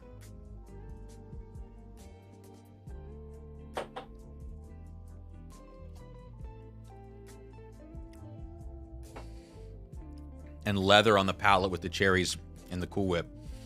Outstanding whiskey. I think this stuff is awesome. And I'm so shocked about it. So I wanted to recommend that for you guys tonight. I should have done this earlier in the stream so more people would see it. But High and Wicked, here's the kicker. It's $80, and that is not cheap.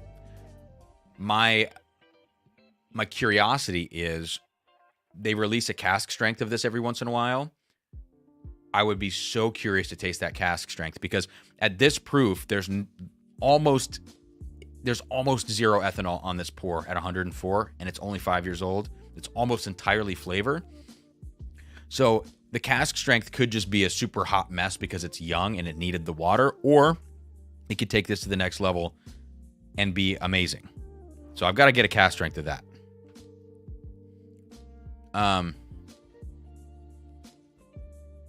Now, on to the New Riff Rye, which again, 91 rye, 9 barley, 5 years, 124-ish proof. It's hard to see if that's a 0.0 or a 0.6.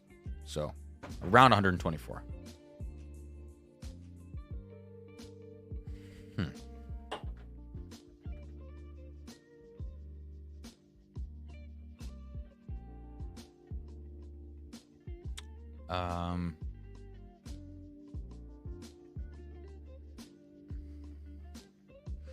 Jesse, what are you saying? Can we be done with TY?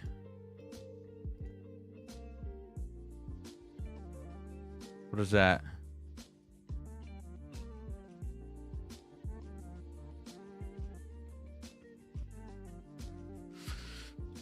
Okay. Walker, just ordered a Judge from High and Wicked, Dickel finished in Tokai casks. Haven't tasted it yet. I've heard great things about this rye you're tasting from others. Okay.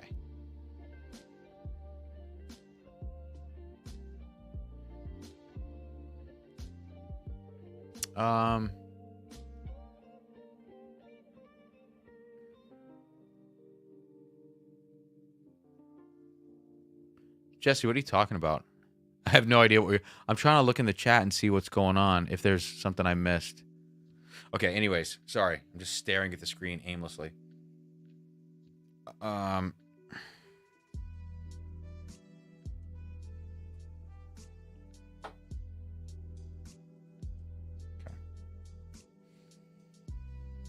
This rye on the nose is big cinnamon notes.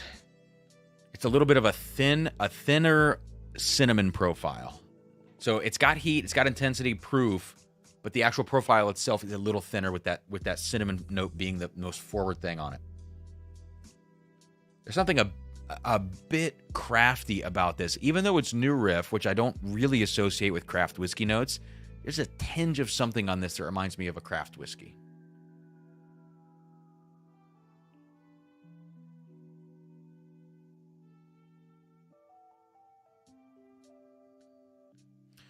Oh, okay, Jesse, sorry. I was like, I thought you were saying, like, there's something that I said, can we be done with this? And I'm like, oh my God, what did I say? I just got, paranoid.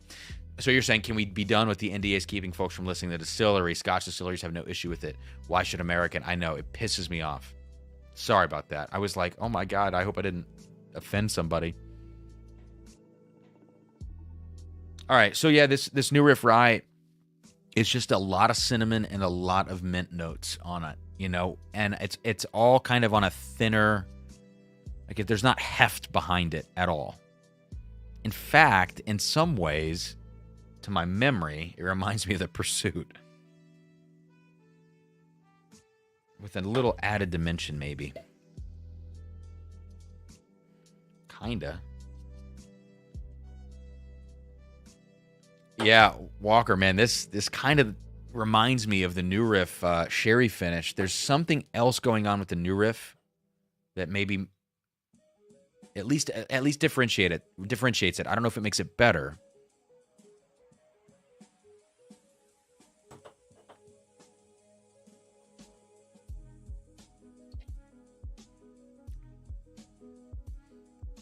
Yeah, there's something crafty in this. It's like funky, kind of funky, overstewed, plummy, dark fruits on the palate, actually, with a lot of cinnamon. And then this just tinge of craft. So it kind of goes a different direction than the Pursuit. I think it's more flavorful on the palate. And I would say that I could see why a lot of people would love this rye whiskey, given the intensity, given just a very different profile, especially on the palate. And especially the proof is going to attract a lot of folks that want that intensity. But, to be honest, I would actually prefer just the standard High and Wicked bourbon over this rye.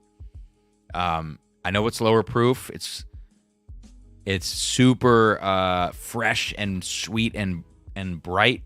I think it's my favorite.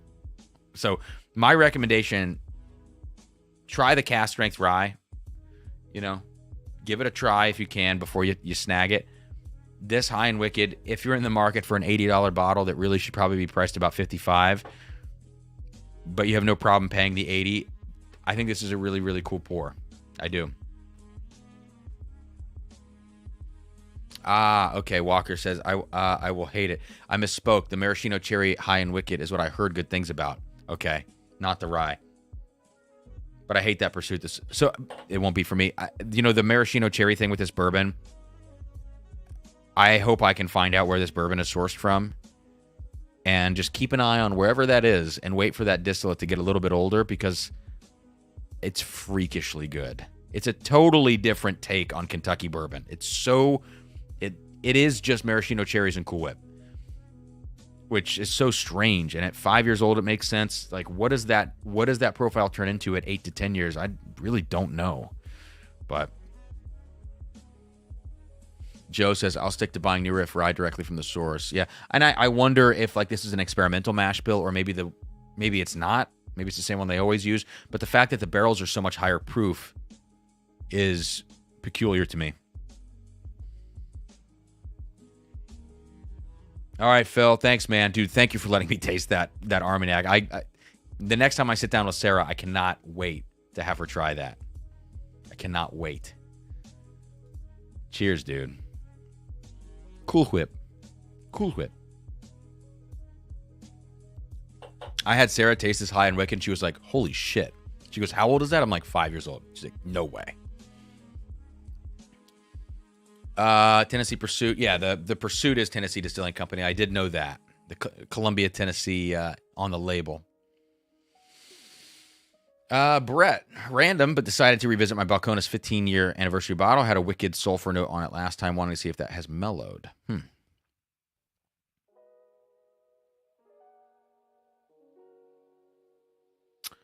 Okay, I think we got one more freaking pour. One more. And it's a freaking hazmat.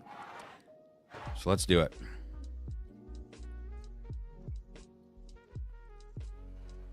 Dumped a lot of whiskey tonight, which is good. That means I've not consumed a lot of whiskey. Bobby H., what's the consensus on the New Riff 8-year bourbon? Haven't seen it around me. I haven't tried it, but I've tried the 8-year wheated and the 8-year malted rye, and both were phenomenal. So I can only imagine that 8-year bourbon is going to be the same. The only one I didn't like was the single malt, which I think was 7 years. That was the one that was the urinal cake note that I did not like, and like peppery watermelon.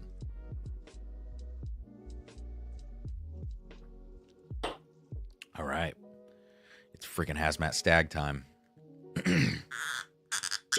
Got the squeaker, and again, this is courtesy of Toshi, who just gifted this bottle, which is amazing. So 140.4 proof. And I've only had one pour of this. I think it's while we were in Kentucky. So I legitimately do not know anything about this bottle. I don't remember anything about the notes. I remember it being hot as shit, but it's hazmat stag. So that's only to be expected.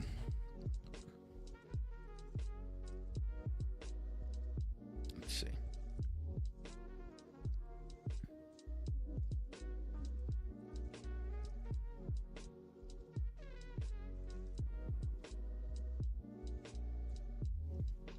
Let's see here.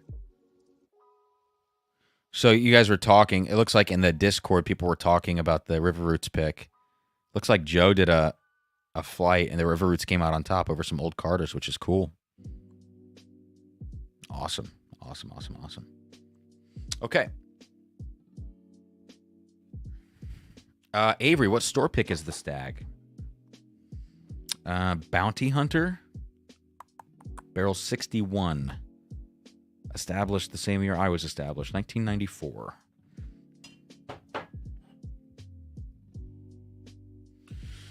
Joe, I do have the Peerless Toasted. It's here on the table. I'd rather not. It's been a long night.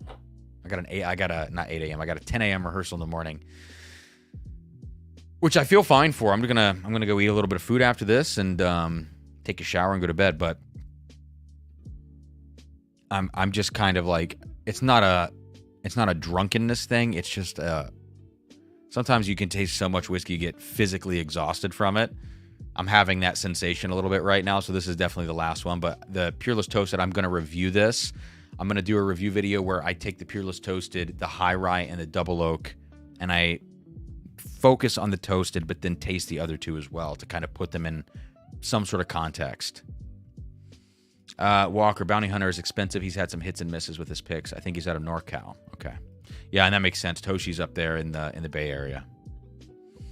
I'll just go ahead and tell you, Joe, I really like the Peerless Toasted. As a, like, I'm not going to reach for this all the time, but it's like pretty much the best toasted product I can think of right now on the market. I'm not a big fan of the Mictors because they went a little rubbery on their profiles, a little overcooked, it feels like. I didn't try the most recent releases of their toasted stuff, but I think I've had like the 2021s, and I didn't like any of the 2021 toasted. So the Peerless to me is the perfect balance between some of that bright sweetness from the Pursuit United Double Oaked, which at the level that Double Oaked has, I think is too much. There's a little bit of that in the Peerless, but also some of those more traditional, like spicy wood notes that you get on typical Double Oak products. It has a combination of those in this toasted, and I think it strikes the balance extremely well.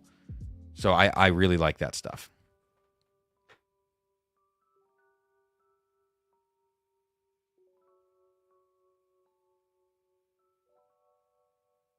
Brett, just send me an email, man. I'll send you some of this. Just send me an email. I have so many boxes going out in the next couple days. 38 bottles of the River Roots pick are going to get here tomorrow, and I think I have to ship 26 of them or something like that. And then I have at least 6 local, and I'm going to have maybe 4 to 6 bottles to keep for myself of that pick.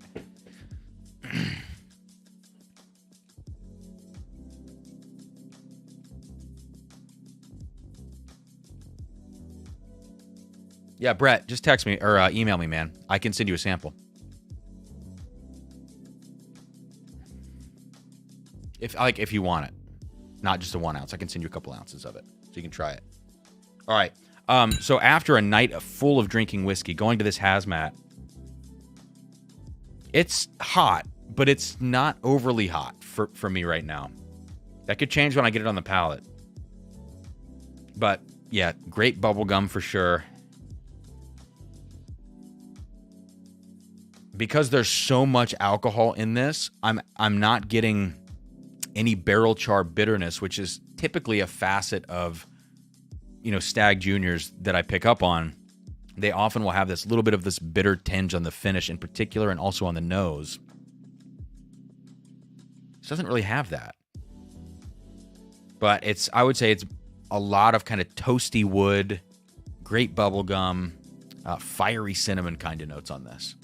So it sounds like typical stuff.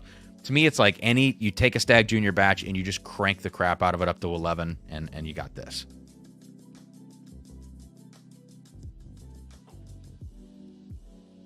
Wow. Gripping. Small sips of this. Stagg already drinks hot. I mean, this is intense. It's a fun whiskey. It's a fun whiskey. Just in your face. Kind of drying, 140 proof, it's going to be drying. Brett, man, I promise you don't need to send anything back. I promise. There's so much whiskey in here. If you want to cover shipping, fine. That's it. I don't, otherwise we're good, dude.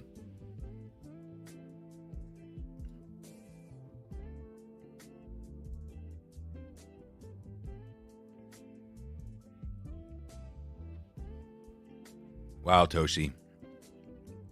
This is a fun whiskey. It's a lot for me here at the end of the night. Wow. But a fun whiskey. And similar to the Dark Arts from earlier that I was talking about, the Junkies and the Sealbox pick, kind of this clovey, aromatic, Amburana-esque cinnamon toast spice thing. There's just this teeny hint of it in the background on this Stagg. So that's nice. All right, guys. We covered so much whiskey. We only missed one bottle, which was the Peerless Toasted, and that's okay. Life is going to go on. Otherwise, I don't know how many bottles we covered. 15, 20, something like that. Samples included. Big night No blind pours. I thought I was going to do some blinds tonight, and then I started realizing all the bottles that I had to taste, and it was like, okay, no blinds. So I don't know if there's going to be a live stream next week because I have an evening rehearsal next Thursday night starting at 6:30 p.m., slated to end at 9. Could go into overtime.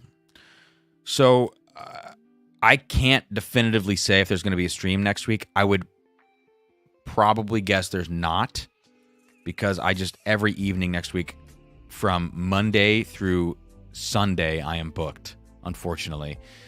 So I'm going to be doing good just to get, videos out and keep up and start backlogging some content in that regard. So we will be back live for sure, though, May 2nd. And on May 2nd, we will give away a bottle of the River Roots pick and some samples, probably including George T. Stagg 2008 and some others. It's going to be a nice giveaway on the channel. In the meantime, on the 21st, in 2 days, I guess, on Sunday, we are going to do the $50 tier Drum Circle Hangout for the micro batches tier. We're going to do a Patreon-only live stream on April 30th, that Tuesday night from 7 to 8. We're going to all drink our River Roots picks, maybe a couple other things, and hang out before the Junkie stream. And the next barrel pick will be June 6th and 7th with the Junkies. And look out for the Dark Arts pick, which, I'll continue to talk about here and there. Look out for that Dark Arts pick to drop around May 15 to May 20th. And the Middle West pick to drop mid-June. So there we go. Sean, Scotch Sunday this week? Yes. Haven't filmed it yet, but I think it's going to be fine. I'm planning to film it Saturday, kind of early afternoon. I have a concert that night, so one little sip in the early afternoon won't be any issue. Film it Saturday afternoon. Excuse me. Jesus, Lord Almighty. It's going to be Port Charlotte 18 for Scotch Sunday.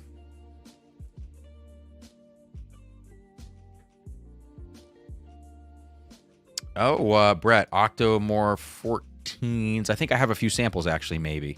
I think Adam Boothby sent me one or two of those. So if you have all three, maybe there's one that I don't have. And if you sent it, maybe I could do like a full Octomore 14 Scotch Sunday, which would be very cool. So let's connect on email. Just please remember to email me, drumsanddrams@gmail.com, and we'll chat about it, man. That'll be awesome. All right. Joe, I'm free to go to the Junkies pick. All right, man. We'll see. I got to see how many they're going to let us have up there. Yes, part of Scotch Sunday is going to be to do normal scotches. I've just been waiting on this Port Charlotte 18 for a long time, so I want to get that done. But there are definitely plenty, because I don't have a lot of crazy scotches. I have a couple, but they're like a few years old. So I would like to stick to a nice balance of affordable and accessible to, maybe a little more pricey. But I'm not really doing like one-off stuff for that. Davin says, F off, Joe. That spot's mine. I'll let you guys fight it out. Okay, guys, that's it. Cheers. And I'm going to wrap up with the River Roots pick. So cheers, and I'll see you guys in the Discord. Thank you, thank you, thank you.